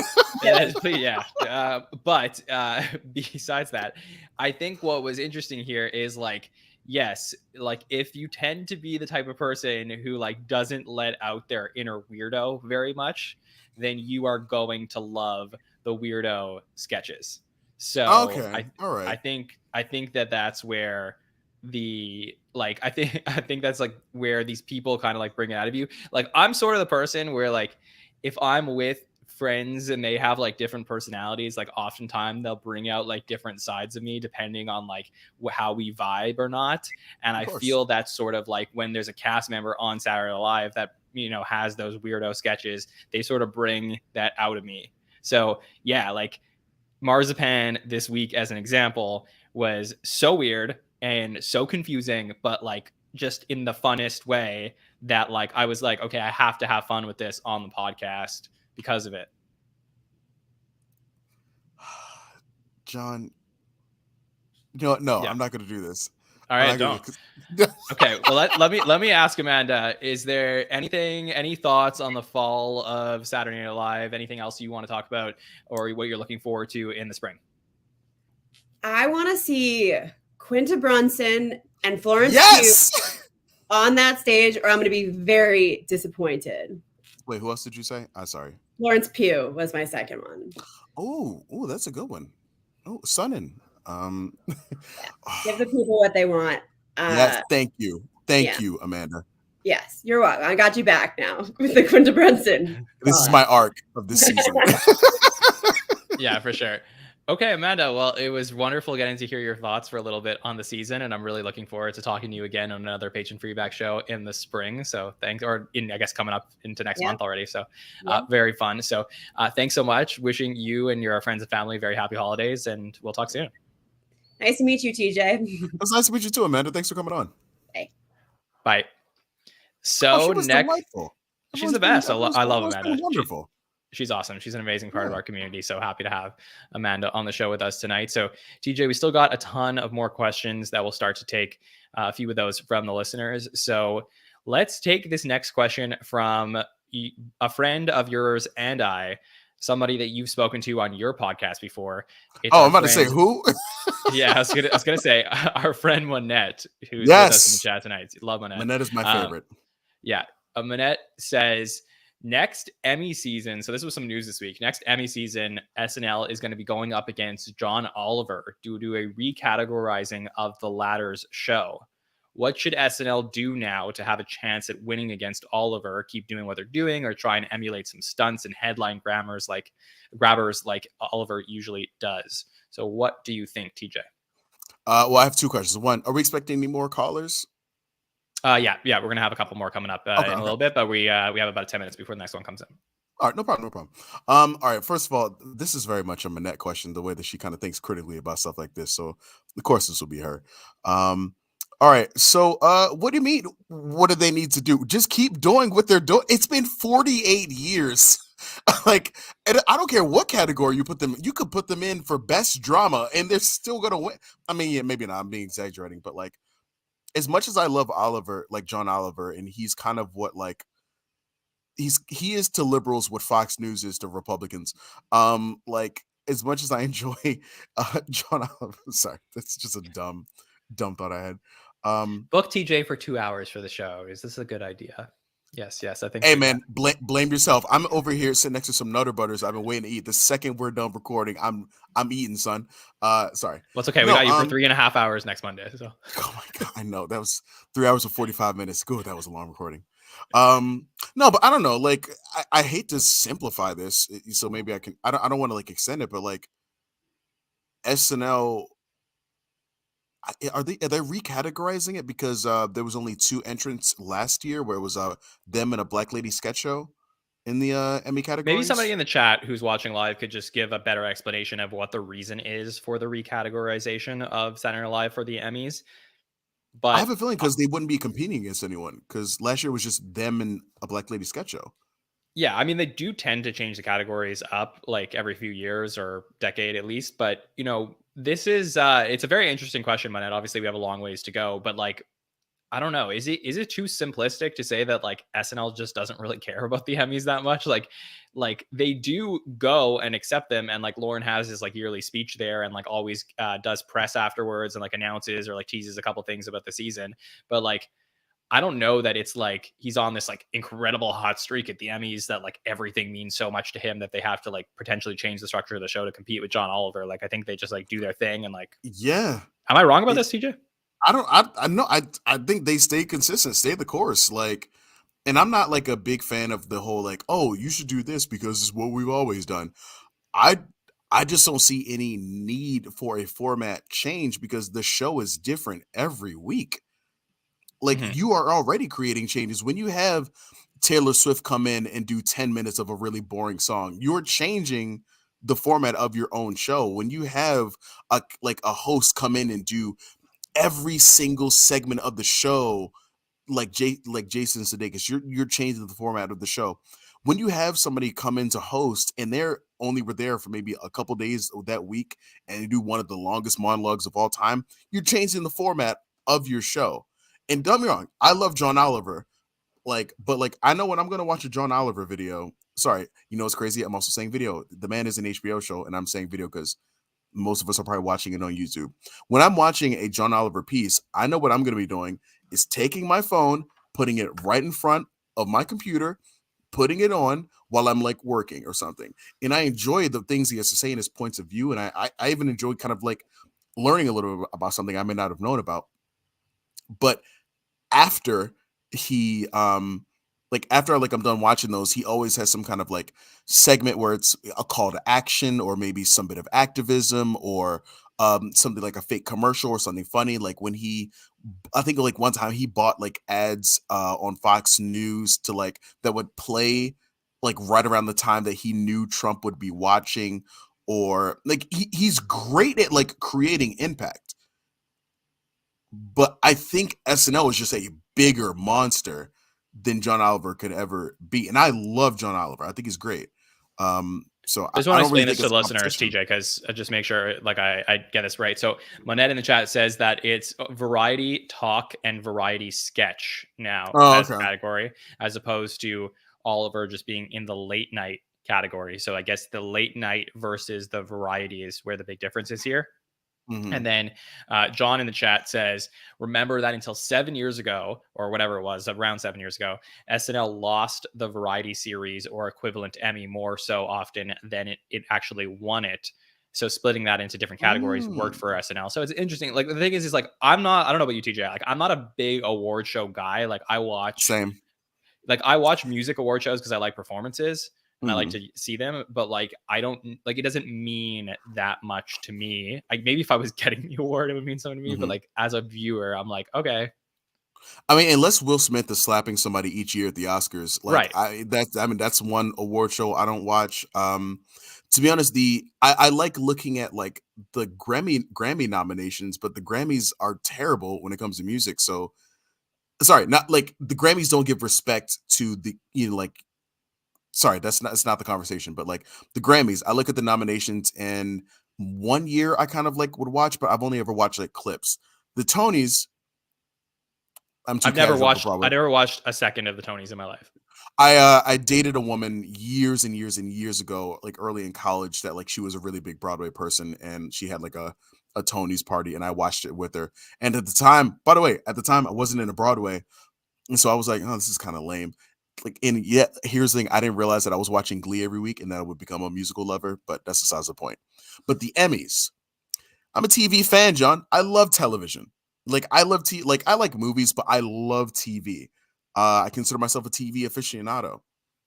And the Emmys are something I'm always curious to see, like, who's been nominated like, I am always curious to see who are the Emmy winners and nominees, but the award shows nowadays are too boring. Like, I enjoy I used to enjoy the Emmy monologue, and I would enjoy I think a couple times like the big shows would do like little crossover pre-tapes. Like there's one where The Office like it starts in the set of The Office and I think like Aaron Paul from Breaking Bad shows up and I think Aziz Ansari shows up and a couple of other characters from other TVs show up all on the set of The Office and it's really fun and I think that's something that the Emmys has really lost. This kind of like making the TV seem like a little world. And so I like to see who are like the big champs of TV, but like other than that, I'm usually just gonna read the nomination list the next morning. I'm not gonna watch the show. Right. Well, I Unless mean, Will Smith slaps someone at every single award show. Like that's John, I have a great idea. What if yeah. every award show, Will Smith, there's like a wheel of celebrities, and Will Smith slaps like he spins it and he's gonna slap that celebrity, but we don't know who it's gonna be. Like do it at the Tonys, the Emmys, the Grammys. I think if we're trying to get viewership up, I don't know. What do you think? I mean, it's an interesting idea, but I really think that I think award shows are not appointment television anymore, and I think that I agree. like They're a list. They're a listicle. yeah, Like we I'm gonna just look at the list the watched next day. Yeah, we did a watch party for the Emmys in the fall because like right before the season started because Keenan was hosting it. So like it sort of Yeah. made sense to do that. So there was like that SNL tie in there. But like no offense to Keenan, who I think did as good of a job as he Yeah. possibly could. But like did I walk away from the Emmys like feeling like I've learned anything? Like it wasn't like it like there's really like in the world of people watching like less traditional forms of television, it's really sports and Saturday Night Live that are the only things that like you need to watch at the time that they air for most part so you don't get spoiled on stuff. And if you don't care and you're like willing to like shut that off and just watch the sketches the next morning and like not go on Twitter type of thing and if you're in our community, then like that works. But I feel like I feel like award shows like completely lost that. So for me, it's like, does SNL, to go back to the original question, does SNL actually care about award shows and like getting the Emmys and stuff like that? I think it's just literally like, it's sort of like a press thing, like on all the press releases that I get sent as part of like NBC. We're on the like NBC media list now. Like they only send in like when they send press release, they wrote like Emmy award winning show. And I think like that's the reason why it works. But otherwise, I don't know that Lorne actually cares. I know, since he's already won like he's already won like one Emmy, and I'm assuming like I don't know, is the Emmy a cup? It doesn't matter. Like they've already won like one Emmy, so a cup like the award itself. Yeah. No, you know how like Drake poured like juice or something in his Grammy and then like sip. Like I wonder if he could like because he did that like the Stanley Cup. Yeah. Yeah, I wonder if he could like disrespect his Emmy. If Lorne could disrespect his Emmy, like the show's already won at least one. I don't know. I'm assuming the show's won like tens of Emmys. Well, let me bring in our next patron because this guy might have some background and know a little bit more about this. So I'm going to bring in Casey Killingsworth, who's going to be with us now. Everybody's always very excited to hear from Casey. So Casey, how are you? I'm doing great, John. I'm just kicking off a 4-day holiday weekend where I found out I might be up for a big promotion at work. So fingers crossed. Wow. That's awesome. Yeah, I'm doing good. I don't know exactly how many Emmys the show's won over the years, but it's been winning them. Chevy Chase won them, so it's been since the beginning of its run. And now after this is over, I'm definitely gonna try to find footage or video evidence of Drake drinking out of his Grammy. So, but yeah. So Casey, how are you? Number one, I mean, promotion sounds great, and then number two, what did you think of this last week's episode? Have you enjoyed what we got from Austin Butler and all the Cecily stuff? Yeah, I liked it. It was really great. It was really solid. I mean, it is kind of a strange vibe, but in a good way. Because first of all, Cecily, farewell. We hardly knew you, but I can't remember. I can't remember a time when I've seen a cast member who leaves mid-season get as much of a send-off fanfare as Cecily did. Like they gave her the exact type of thing they would give to a cast member who left, in the middle or at the end of the season in May. She left mid. I don't even think Amy Poehler or Dana Carvey got that, or even Mike Myers. But Cecily's earned it with the decade plus she's given to the show, and the range she showed. And Austin Butler, I thought, was a really strong host, the type of host I haven't really seen before. I would classify him as like the dependable background character actor of the Disney Nickelodeon child star universe, because we've seen him on that, but he was always like a guest star, and like Elvis is like the first big leading role he's in. So it was nice. Like he's like the Brian Dennehy of the Disney kid world or something like. But yeah, it's good to see him bring that kind of energy to Saturday Night Live. He came off a little intense and method, but he was able to poke fun at himself for it and rein it in. I'd love to see him host again if he gets another big movie. And of course, Steve and Marty were great. They were, I mean, as expected, they were really solid. They gave us a good show. And here's something I feel like we have to talk about. What did I say on the last patron feedback show 2 weeks ago that I wanted to see? I wanted to see Steve and Marty do something with Sarah and Marcelo, and I wanted to see them get their own breakout signature moments to start a new era. Well, I feel like, I don't think they watch this. I think they plan this ahead of time, and the timing's just a coincidence. But they did give us the Christmas Carol Scrooge sketch that Steve and Marty, that Sarah and Marcella were very prominent in. And of course, Sarah did Jewish Elvis. That's a big character people know her for, I'm sure. And Marcelo got his own sketch focused on him that got cut. But it's nice to know that they thought to give him something. So yeah, I'd say the season's left off on a strong point, and I'm excited to see where it heads further from here. Me too, Casey. I think those are some great points. And I do think you never know who's listening, right? Maybe what you say on here matters. So I appreciate that. But Casey, I'm going to take this next question from our friend in the chat who you know very well, Ken George Jones. Okay. So Ken wants to say, happy holidays. Do you know if there's a reason why they have been more stringent on the cut for time uploads this season? I know they have right? they have been stocking up on more pre-tapes, which don't have the host, but we've only had one live sketch uploaded all season. And by the way, if you did miss that came out this week. That was the fusion scientist sketch, I believe that's what they called it. With Marcelo. Yeah, written by Colin Jost, Rosebud Baker, and Ben Silva, which was really like a Marcelo piece that came out this week on social media and on YouTube if you wanted to check that out. Ken says, I miss the added texture these cut first time sketches added for episodes and the insight into cast members. Imagine where Kyle's SNL career might have gone without them. So, yeah, that's a great point. Well, it would have been cut for time. Exactly, yeah. So, Casey, what are your thoughts? Any thoughts on like, you know, are we missing these? Like, do we need to get more of them? And like overall, what Ken was saying. Or Kyle's career. I'm sorry, Casey. Go ahead. Yeah, it's fine. I'm thinking, we did get more of these last year, and maybe the show thought last year there was, more castability. Maybe the show's thinking that this year, they don't have like the big stars like Kate or Peters. Maybe they're thinking, well, we've lost some big stars who are like, you can always count on them to anchor sketch and make it a hit. So, and maybe they're putting these cut for time pieces for, the viral hits, the clicks. Maybe that's part of what NBC wants now. And maybe they're a little bit afraid of how people are going to react to the new people versus the old people.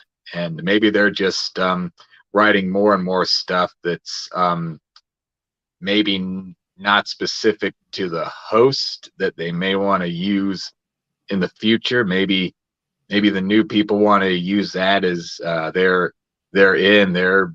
breakout moments or their next breakout moment in some cases. So maybe it's just a newer cast and or maybe they want to give the newer cast newer chances, but or maybe it's lack of castability. I don't know, but I think we might see more, cut for time pieces once people like Sarah and Marcelo, the newer people, get more established and the show trusts them more to, get viral hits and viral views. The show trusts them more that the viewers will see anything that they're in. So, I think that just cast fluctuations might be the main the main reason of the lack or the embargo on this year's cut for time pieces. TJ, can I take a swipe at this before you go? Because I have a theory also. I mean, like, again, an hour and a half into our fourth show of the week on this episode, I'll just throw this out. Like, what if like some of these cut sketches were just really bad? Like new writers, new cast members, like, and they just like, they don't want to put them out. They're not like good enough to get onto the live show. So why would they put them out on the internet? Whereas like in previous seasons where they had like veterans, like Casey is saying, like established players on the show, they have too much good stuff. So they can't fit it all in the show. So they're going to put some stuff online. Like, what if just it's not good enough to make the show? So they're not going to put it out. Well, John, hold on. I'm with you a little bit, but my one like halt against that is like, there's a difference between cut at dress and cut for time. Yes, you're right. So like, and I'm only saying this because fun fact, I don't know if the listeners know this. My favorite sketch of all time is actually a cut for time sketch. It's the cast list sketch with Will Ferrell from 2019. And it's just the one I love the most. If it wasn't for that sketch being uploaded, I never would have known about it. Like, I don't know what my other favorite sketch would have been. Maybe Meet Your Second Wife will probably be it. But like that sketch itself, I guess I always appreciated the cut for time sketch coming out on like, Sunday, Monday, sometimes even Tuesday, because it made the show feel just like a little bit longer. Like there was something about like, once I'm done watching SNL on what TJ used to call it Sunday Night Live, but because the essence of this podcast has bled itself into my DNA, I do now watch live. Yeah, whatever, John. It's because Peacock doesn't upload until 3 p.m. Don't count yourself so lucky. But yeah, Peacock makes it easier to watch it, which I can't believe I'm saying that. Peacock, you're getting canceled the second SNL is its finale. But like, I'm sorry, Casey. What I'm trying to say is, I felt like the Cut for Time sketches made the show last just a little bit longer. Like, especially before I even did this podcast, it made it feel like once SNL was like over, I was like, man, that felt really great. Wait, what? You mean the next day there's another sketch that came out? And it's also like, not all of them are great because I think there's one, like, it doesn't matter. But it just made the fun last a little longer. And I always appreciated that. Yeah. Casey, I would love to know, going into 2023, what you're most looking forward to this season and maybe like what you're hoping for, some goals that SNL should try and achieve, any of that. I mean, I'm most hopeful for, a more confident, sure of itself show. Seems like they've got the audience in the place where they want them. I'm looking forward to the newer people, Molly, Marcel, the new hires getting established, getting more new shots as the season progresses. I'm looking forward to more, more of Sarah Sherman, seeing more of the multitude she must contain. And I'm excited for maybe James Austin Johnson, him getting to do more character work outside of just, political impressions. I mean, it looks like they're relying on him more for like the glue roles, but maybe let him break out and show us who he really is. And something I'd say I'm really, really looking forward to is probably going to happen years and years from now when, this group of players finally gets to, maybe after they've left SNL, if Seth Meyers is still doing late night, maybe they could finally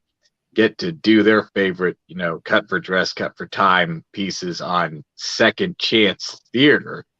Because, you got to think these cut for time sketches, cut for time, cut for dress, they only get one chance. And Seth's the only one kind enough to give them a second chance if that second chance doesn't get given to them in the form of getting put online.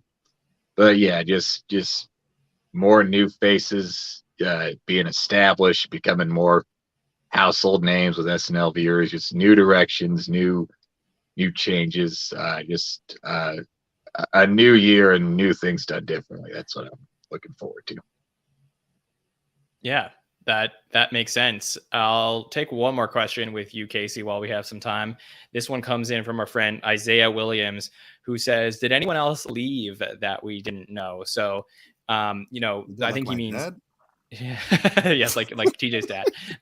So, the question is really like any writers, any cast members. And I believe that the only news that we have thus far is that Claire O'Kane, one of the writers, has left the show. I believe that they posted that on Instagram. And yeah, I mean, some of this news, I remember, Casey, I was like driving somewhere right at the holidays last year and I was getting like a million texts on my phone being like, did you know that like Anna Dressen left the show? And then like there was just like so many people. So like it's possible we could get some more departures before the new year.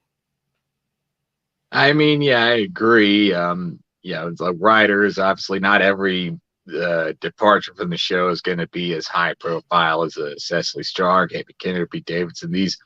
The writers, we are seeing more writers leave mid-season, which makes me wonder what's going on. And, we'll hear from them. I think Sudi Green, but I'm not sure. But yeah, Anna Dresden definitely left mid-season. I think Andrew Castillo, maybe Dan Licata. Yeah, more and more of the writers are leaving mid-season, and we'll probably get those announcements later. Maybe more writers could get hired mid-season, even as guest writers, which would be an exciting new thing for them to do. So really, really, who knows? Because it's a behind-the-scenes thing that they'll parcel out that information as they see fit. Yeah. Yeah, like I'm not too knowledgeable when it comes to like the writers leaving. The only writers I really kind of pay attention to are Sam J and Rosebud Baker. But that's because they just happen to both be like great stand-ups that I enjoy. But what about the other people? Like, I wonder, like, have they had the same water cooler guy for the past few years? What about the HR? What about their HR rep? Like, I want to We'll know, have to ask like, them. Yeah, I'll send a message to SNLPR and ask them. yeah, but- like, what about the person who's in human resources for NBC? I want to know about these people. No, I'm kidding. Yeah, I'll find I out. don't Well, know. Casey, thank you for joining us on our final patron feedback show of 2022. I am so looking forward to having you back in 2023 and catching up with you on all things SNL once we hit the new year. So thanks so much and happy holidays to you and your family. Right. Thank you, John. Thank you, TJ. Happy holidays. Thanks, And thank you especially for giving me the chance to be on the same podcast as the great TJ Randolph. That ticked one of my. I've crossed a name off my list of people to podcast with before, like, podcast bucket list, SNL podcast bucket list. Hopefully someday we'll meet again on a future episode of Rabbit Trail. Who knows? Again, We'll see. like Miss Kiki said, you got to manifest these things if you really want 100%, Casey. Yeah, thanks so much. And we'll chat soon, buddy. Okay? Okay, thanks. Happy holidays and see you next year. 100%. All right, we got one more great patron who's coming in with us tonight. Very excited to get to talk to him. So, ladies and gentlemen, let me bring in my man, Brennan Keller. Brennan, how are you? I'm doing pretty good. Yes, very good. Yeah, nothing else to say. Cut my hand earlier today. My Oh, no. Why'd you do that? my bottle opener that I got from Italy broke. So Oh no. that was fun.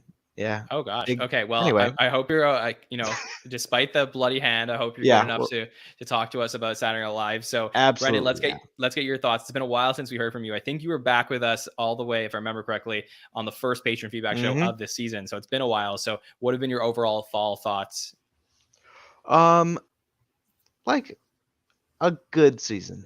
Like, I don't have any complaints. I have very much enjoyed I very much enjoyed this season. I haven't had a lot of complaints outside of the musical guests. Maybe they haven't been my taste of music that much, but they've all been enjoyable enough.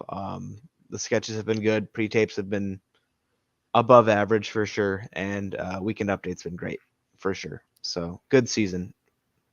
So and far. TJ, Brennan is like the biggest music guy. He goes to every concert.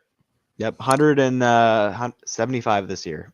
I So, mean, I'm a pretty big music guy myself too, but like, if you're gonna rag on some of these musical guests we've had this season, like, we've had a lot of flavor here, Brendan. I don't know Yeah, if I I can necessarily rock with this take. You know what I'm saying? it's but- I mean, yeah, I saw 75 different shows this year, and probably 45 of them were good enough to be on SNL this year. So That's fair. That's fair. that is.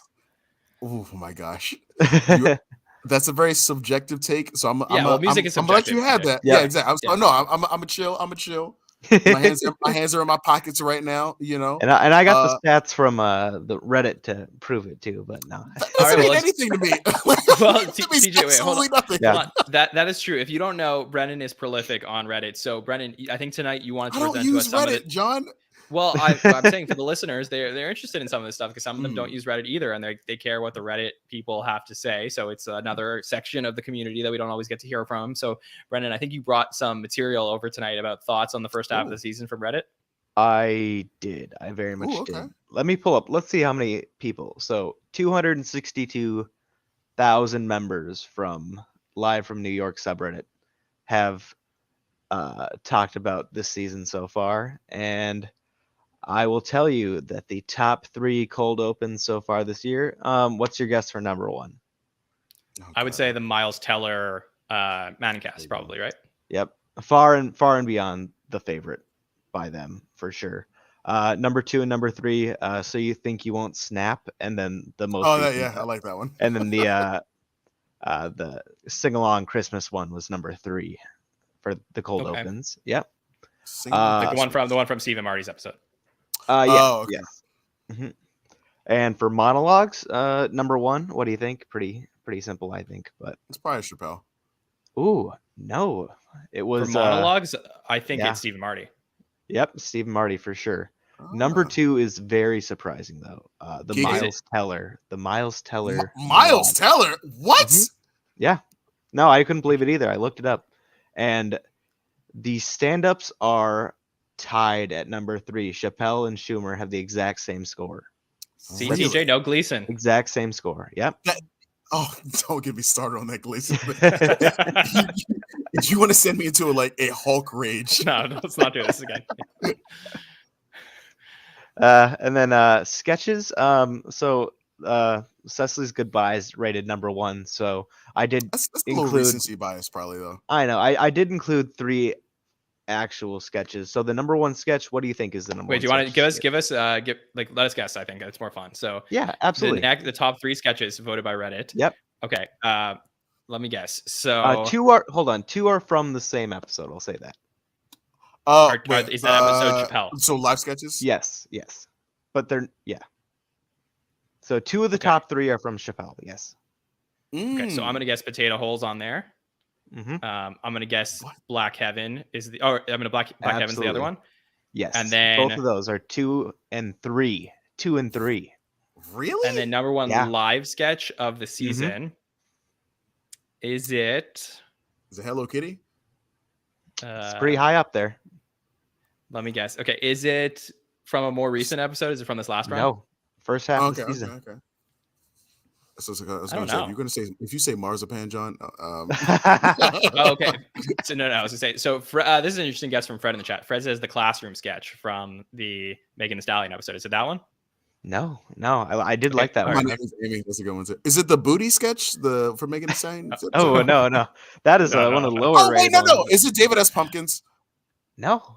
Oh, okay. Okay, what is it, Brennan? Yeah. It's Yeah, the what is AA meeting. So you're pretty close Oh, with Oh. David S. Harlow. Pumpkins. But yeah, the number 1 rated sketch this year is the AA meeting, the Pixar suitcases Oh my! sketch with I hate all Jack of these Harlow. takes. I hate all of these takes so much. Well, TJ, that's why you're not on Reddit. But okay, so then we got pre-tapes up next, Brennan. Yeah, pre-tapes are up next. What do we think's number 1? Oh, They're pretty close. 1 and 2 are pretty close. And 3, all within 100 votes. Is Keenan and Kelly's too niche? I think it's Not to me. really, It has no. to be Christmas Epiphany and the Scrooge ones have to be in the top 3 those last 2 weeks. I'm gonna say Neither Big of them Boys. are. Is Neither Big of them Boys? are. No, they're up there though. Big Boys. Nope. Okay. What about give me the COVID pre-tape? It's up there. It's number 4. Oh, Okay. wow. Keenan and Kelly. That's number 2. You were right. Oh, okay, all right. Not all right, not all niche right. enough. No, it was a good Okay, one. give me This is a fun game. I'm enjoying Yeah, this. give me the Good. episodes from the So- other 2 that are there. Yeah. The other 2, yeah, let's get them. Brendan Gleeson and Megan Thee the- Stallion. Okay, so from It's Brendan. not. Oh, hold we on. got brought, is it? We got brought, yeah. This What? number 3. Surprising. That's a Surprising. awful take. It's not that good of a sketch. That was the number 1 rated sketch. Number got 1 rated brought. thing from the entirety of that episode. We got brought. Oh, I mean, I can no, because Debbie Hole and Stacey Bussy are part of that episode. So Yeah, I they're wouldn't part of even that think about episode. that. They're Yeah, the 4th I will- highest thing on that episode. the Okay, four.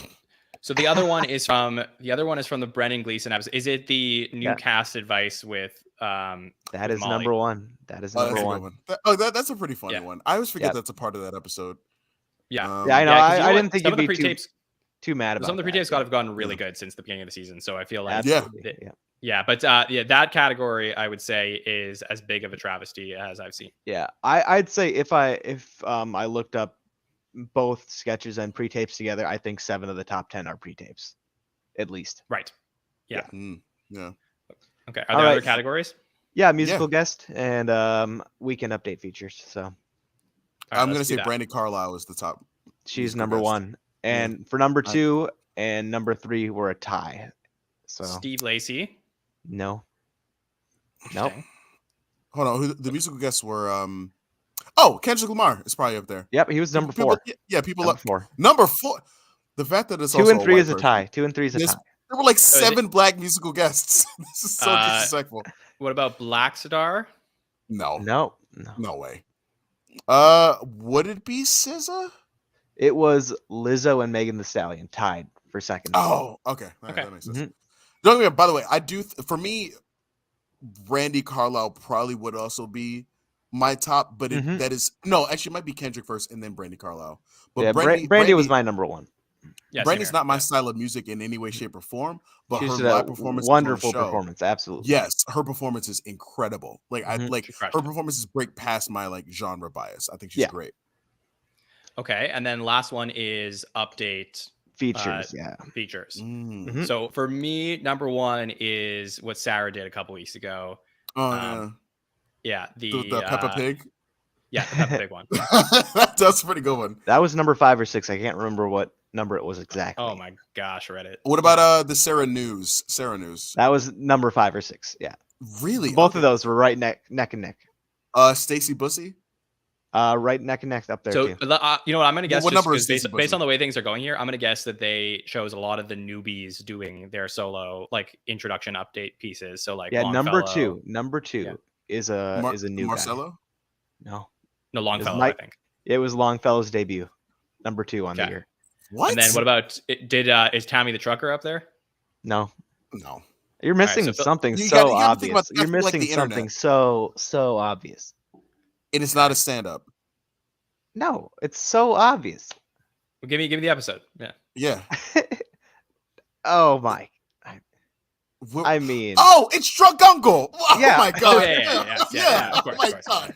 Yeah, that was dumb. Oh, Yeah. no, that one took me a minute. Yeah. yeah, Yeah. drunk uncle. 'Cause Yeah, I wasn't You're thinking right. about Yeah, like that- yeah. I forgot. Yeah. Yeah. and then Yeah, number okay. 3 was it was Kathy Ann. So Got What? it. Okay, yes. Drunk Uncle Yeah. obviously makes Oh, sense. That's I mean, the number one. emotion of Kathy Ann at the end. Yeah. That one movie, but it wasn't good enough. I just don't like Kathy Ann that much. Yeah, so I okay, got so you. that makes sense, but like let's be real. Drunk Uncle, number one for hits by everything, far. hits everything across the board, then it has Yep. to be Sarah stuff. Like that's the right answer here. Yeah. Yep. But- I'm not gonna say that. No, that's Stacey Hole and Debbie Bussy thing. You That you have cracks like me up. yeah. What a Heidi bias, John, that I've been Yeah. very transparent about for 2 years on your podcast. Sorry, Yeah. a year and a half. Sorry, I Brian. mean, like I'm it was sorry to yell good, at but John like in front Sarah of stuff you. was fantastic, but very interesting. No, you're right. Okay. The Sarah stuff was great. Like it's, to be honest, the Sarah Peppa thing would be number 2, and then the Stacey Hole would be Mhm. number 3 for me. Yeah. Sarah News number 4. Yeah, those were great. Yeah. Like I Interesting. said, I love the weekend update features this year so far. Oh, they've They've been been great. Awesome. Yeah. We I- got I- 2 great Heidi pieces. Oh, I'm sorry. Go ahead. But Oh no, I was gonna say the only thing I have to include is I have some incredible hot takes here for my favorite sketch, which is the Finance Bros from episode 1. oh, that's Still- a funny one though. Still Yeah, number that's a 1 pretty on the good year for me. And then also my favorite cold open of the year was the Herschel Walker Georgia runoff one. So Okay. that's right. just that's a hot take there. So All There right, you well, go. Brennan, we got one more question from our list for this week that we have to tackle before we head out tonight. So this one comes in from Jeremy, who says, "Which underrated cast member will become a star in the second half of the season?" So give me one underrated cast member who we're going to be sitting here in May being like, "Wow, they came out of nowhere." I gotta think of the term, whether it be underused or under. I guess underrated, like one we're not talking about Underrated. enough. That's going to be a star. Yeah, TJ, if you have something too, you can throw it out there. My I'd immediate- like to hear TJ first. Yeah. I might be wrong on this. My immediate thought goes to Marcelo. I feel like he's already had 2 update pieces. He just had a Cup for Time sketch. And we're not talking about him yet, but he has probably already done more screen time than Aristotle. That hurt to say. But like, if he keeps it up, and he's gotten in with the PDD guys once or twice now, right? He was in Plurts, right? And Oh yeah, Yep. that was funny. I was love was he in Chelsea or was that that was Che? But Devin? I'm wondering if Marcelo might be. Oh, able to. Marcelo, I was gonna yeah. say Dismukes, but Dismukes is we talk about him a good bit, but like Yeah. Marcelo, he might. I don't. The difference. The reason I'm saying him and not Longfellow is Longfellow doesn't feel like he has a POV yet. It feels like another white boy to me. And I think. Oh no, you finish. You finish. Yeah. Yeah. But Marcelo, maybe I need to see more from Marcelo, but he might have it. He might get the underrated. He might get my underdog of the year so far. What do you think, Brendan? No, I was gonna say like Marcelo, his cut for time this week was I thought really funny, really interesting. Yeah, I agree. I don't remember if you guys mentioned this earlier in the show, but it was literally just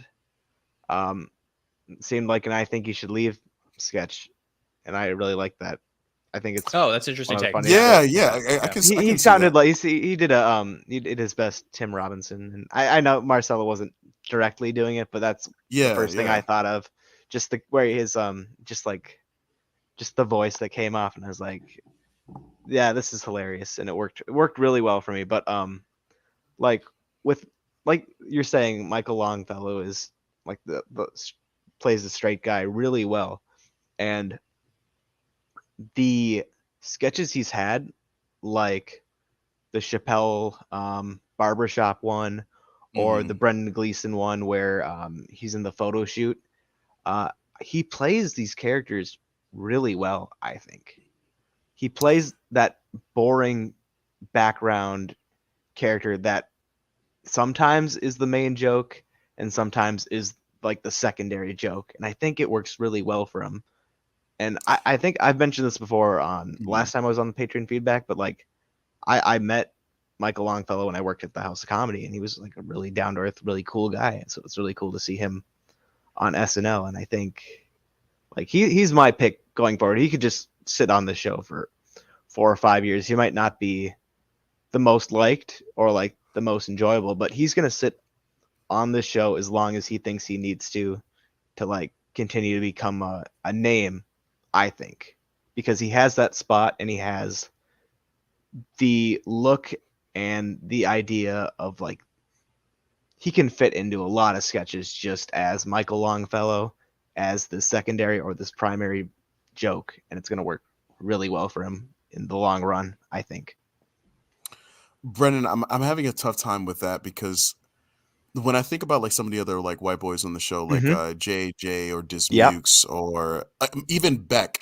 Yeah. Beck could play dumb or he could play the dad really well. Dismukes has this versatility and this weirdness to them that I think is really strong in his own and his dynamic. And JJ, while I just talked about JJ not feeling like he could go into aggressive, I feel like JJ still has roles he can play in very well. And the thing with Michael that I just need more time to see. And by the way, I'm not as harsh on like Michael as I was on JJ when he came out. Like I definitely am not in that same place. The issue I'm having is playing like, you know, the normal white guy is something I've seen since I've been watching television. But no, as soon as you said that, I totally understood exactly what you're saying. Yeah, because I need him to carve out more. Yeah, like in the barbershop sketch, he was great. Like I loved what he did there, but I don't want to see him do that for 7 years because no. There's plenty of white boys out here doing pretty other cool, dope things. And I'm sorry, he needs to step up to the plate and be doing more. His stand-up pieces are good. Like he's playing sad white boy. Maybe he can play in that mental health space or something. I don't know. Maybe he can go dark, but I don't need him to just be normal. That's I can't get with just normal because he's talented and he's funny. So I just want to see him, you know, expand and go even further. You get what I mean? Yep. I was just about to say, as soon as you said that, I think Dismukes has a specific look to him.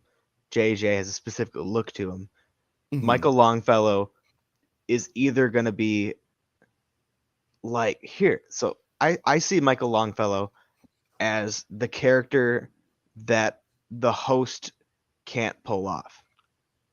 So they're going to put him in that role where he's going to be the character that say, oh, we don't have a white host this week. We don't have like a white dude host this week. Oh, just put Michael Longfellow in that role because he's going to be the person that the outsider that's going to fit in for that role. He doesn't have that look, that sketch comedy look. He has this look of like, if Michael Longfellow was super duper famous and he hosted an episode, he would have those exact same characters, don't you think?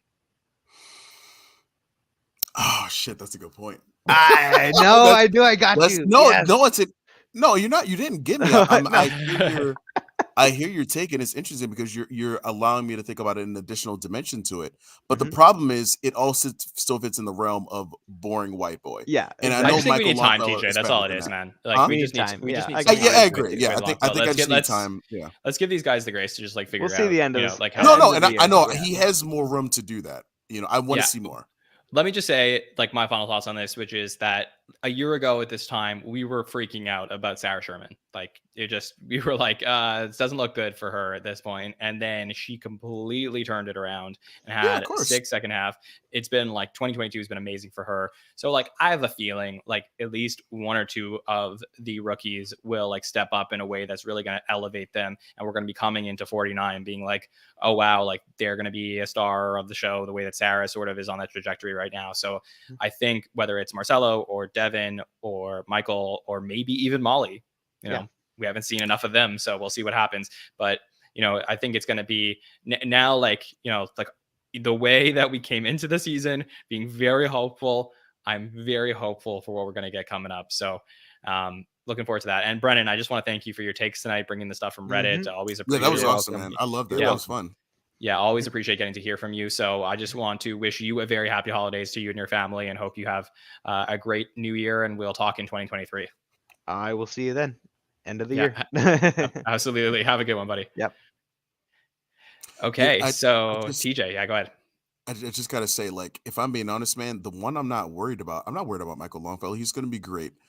I'm not even worried about Molly. Molly, they're gonna be able to. They see if they can fit in with that PDD gang with them and Sarah. They're gonna be just fine. I'm worried about the new brother on the show, John. Devin, what's happening, man? Like, what's Yeah, going on? I'm not worried about Devin. Let me tell you something. If you go Yeah. and you watch, SNL has been putting up like these great like behind the scenes stuff, and they did on their YouTube channel. They put up a behind the scenes making of Keenan and Kelly, Mhm. and they show a clip from the table read of Devin reading as Kel Mitchell. Go Mm. watch that, TJ. It's gonna make you feel Okay, better yeah, because I'll do that. Yeah, watch it because I need him to like. I know he has it. Like, But come just on, watch it. Devin. As soon as I watched this, I Yeah. felt better. And like Devin, if you're listening, like this is like when I knew because I saw him reading and doing the voice as Kel like at the table, and you could Mhm. see Lauren cracking up. The whole Oh, room good, just like laughed good. and stuff. I think he has it. So No. I know he yeah, has it. Like, I haven't said this on the podcast yet, but like I got a chance to meet him for like a second, like at a show during the New York Comedy Festival, and like cool. really nice guy, very funny, loved his delivery, and so I'm like, I know he has it. Like, I'm like, this guy's a star. I'm like, I don't want him to get Aristotle, man. I've already been through trauma 1 year. No, he's not. I don't think you have to worry about that. But yeah, I Mhm. mean, like I said, so many storylines, so many cast members to talk about. I really feel with a group of 16 people, we can Yeah. really dive into each cast member in a way that we couldn't with like 21 or 22 people. It really feels Mhm. like the focus will be, on it much more this coming like into the new year. So I'm excited for our coverage where I think we're going to be even better getting to talk about all these cast members. So yeah, I'm looking forward to what's coming up here at the Saturday Night Network. Obviously, just wrapped up an incredible week of coverage, and our Bobby interview has been a crazy December as we've gone through everything. And then we have one more podcast in 2022 where next Monday night, TJ will be back with me, and so will Nicole and Rebecca and Haynes and Haskell and Bill and Sammy. It's a huge crew as we draft the ultimate episode of SNL of all time. It's extremely ambitious idea that I think we crushed, and I'm just really excited for you to all to hear it. So if you're just hanging out over the holidays looking for something fun to listen to SNL wise, I think you'll enjoy that. So join us Monday night at 8 p.m. for the live stream of that show, and then we'll be back at the beginning of the new year for the best of 2022. But TJ, it's been so much fun hanging out with you tonight, just shooting it and just talking about SNL. So appreciate you.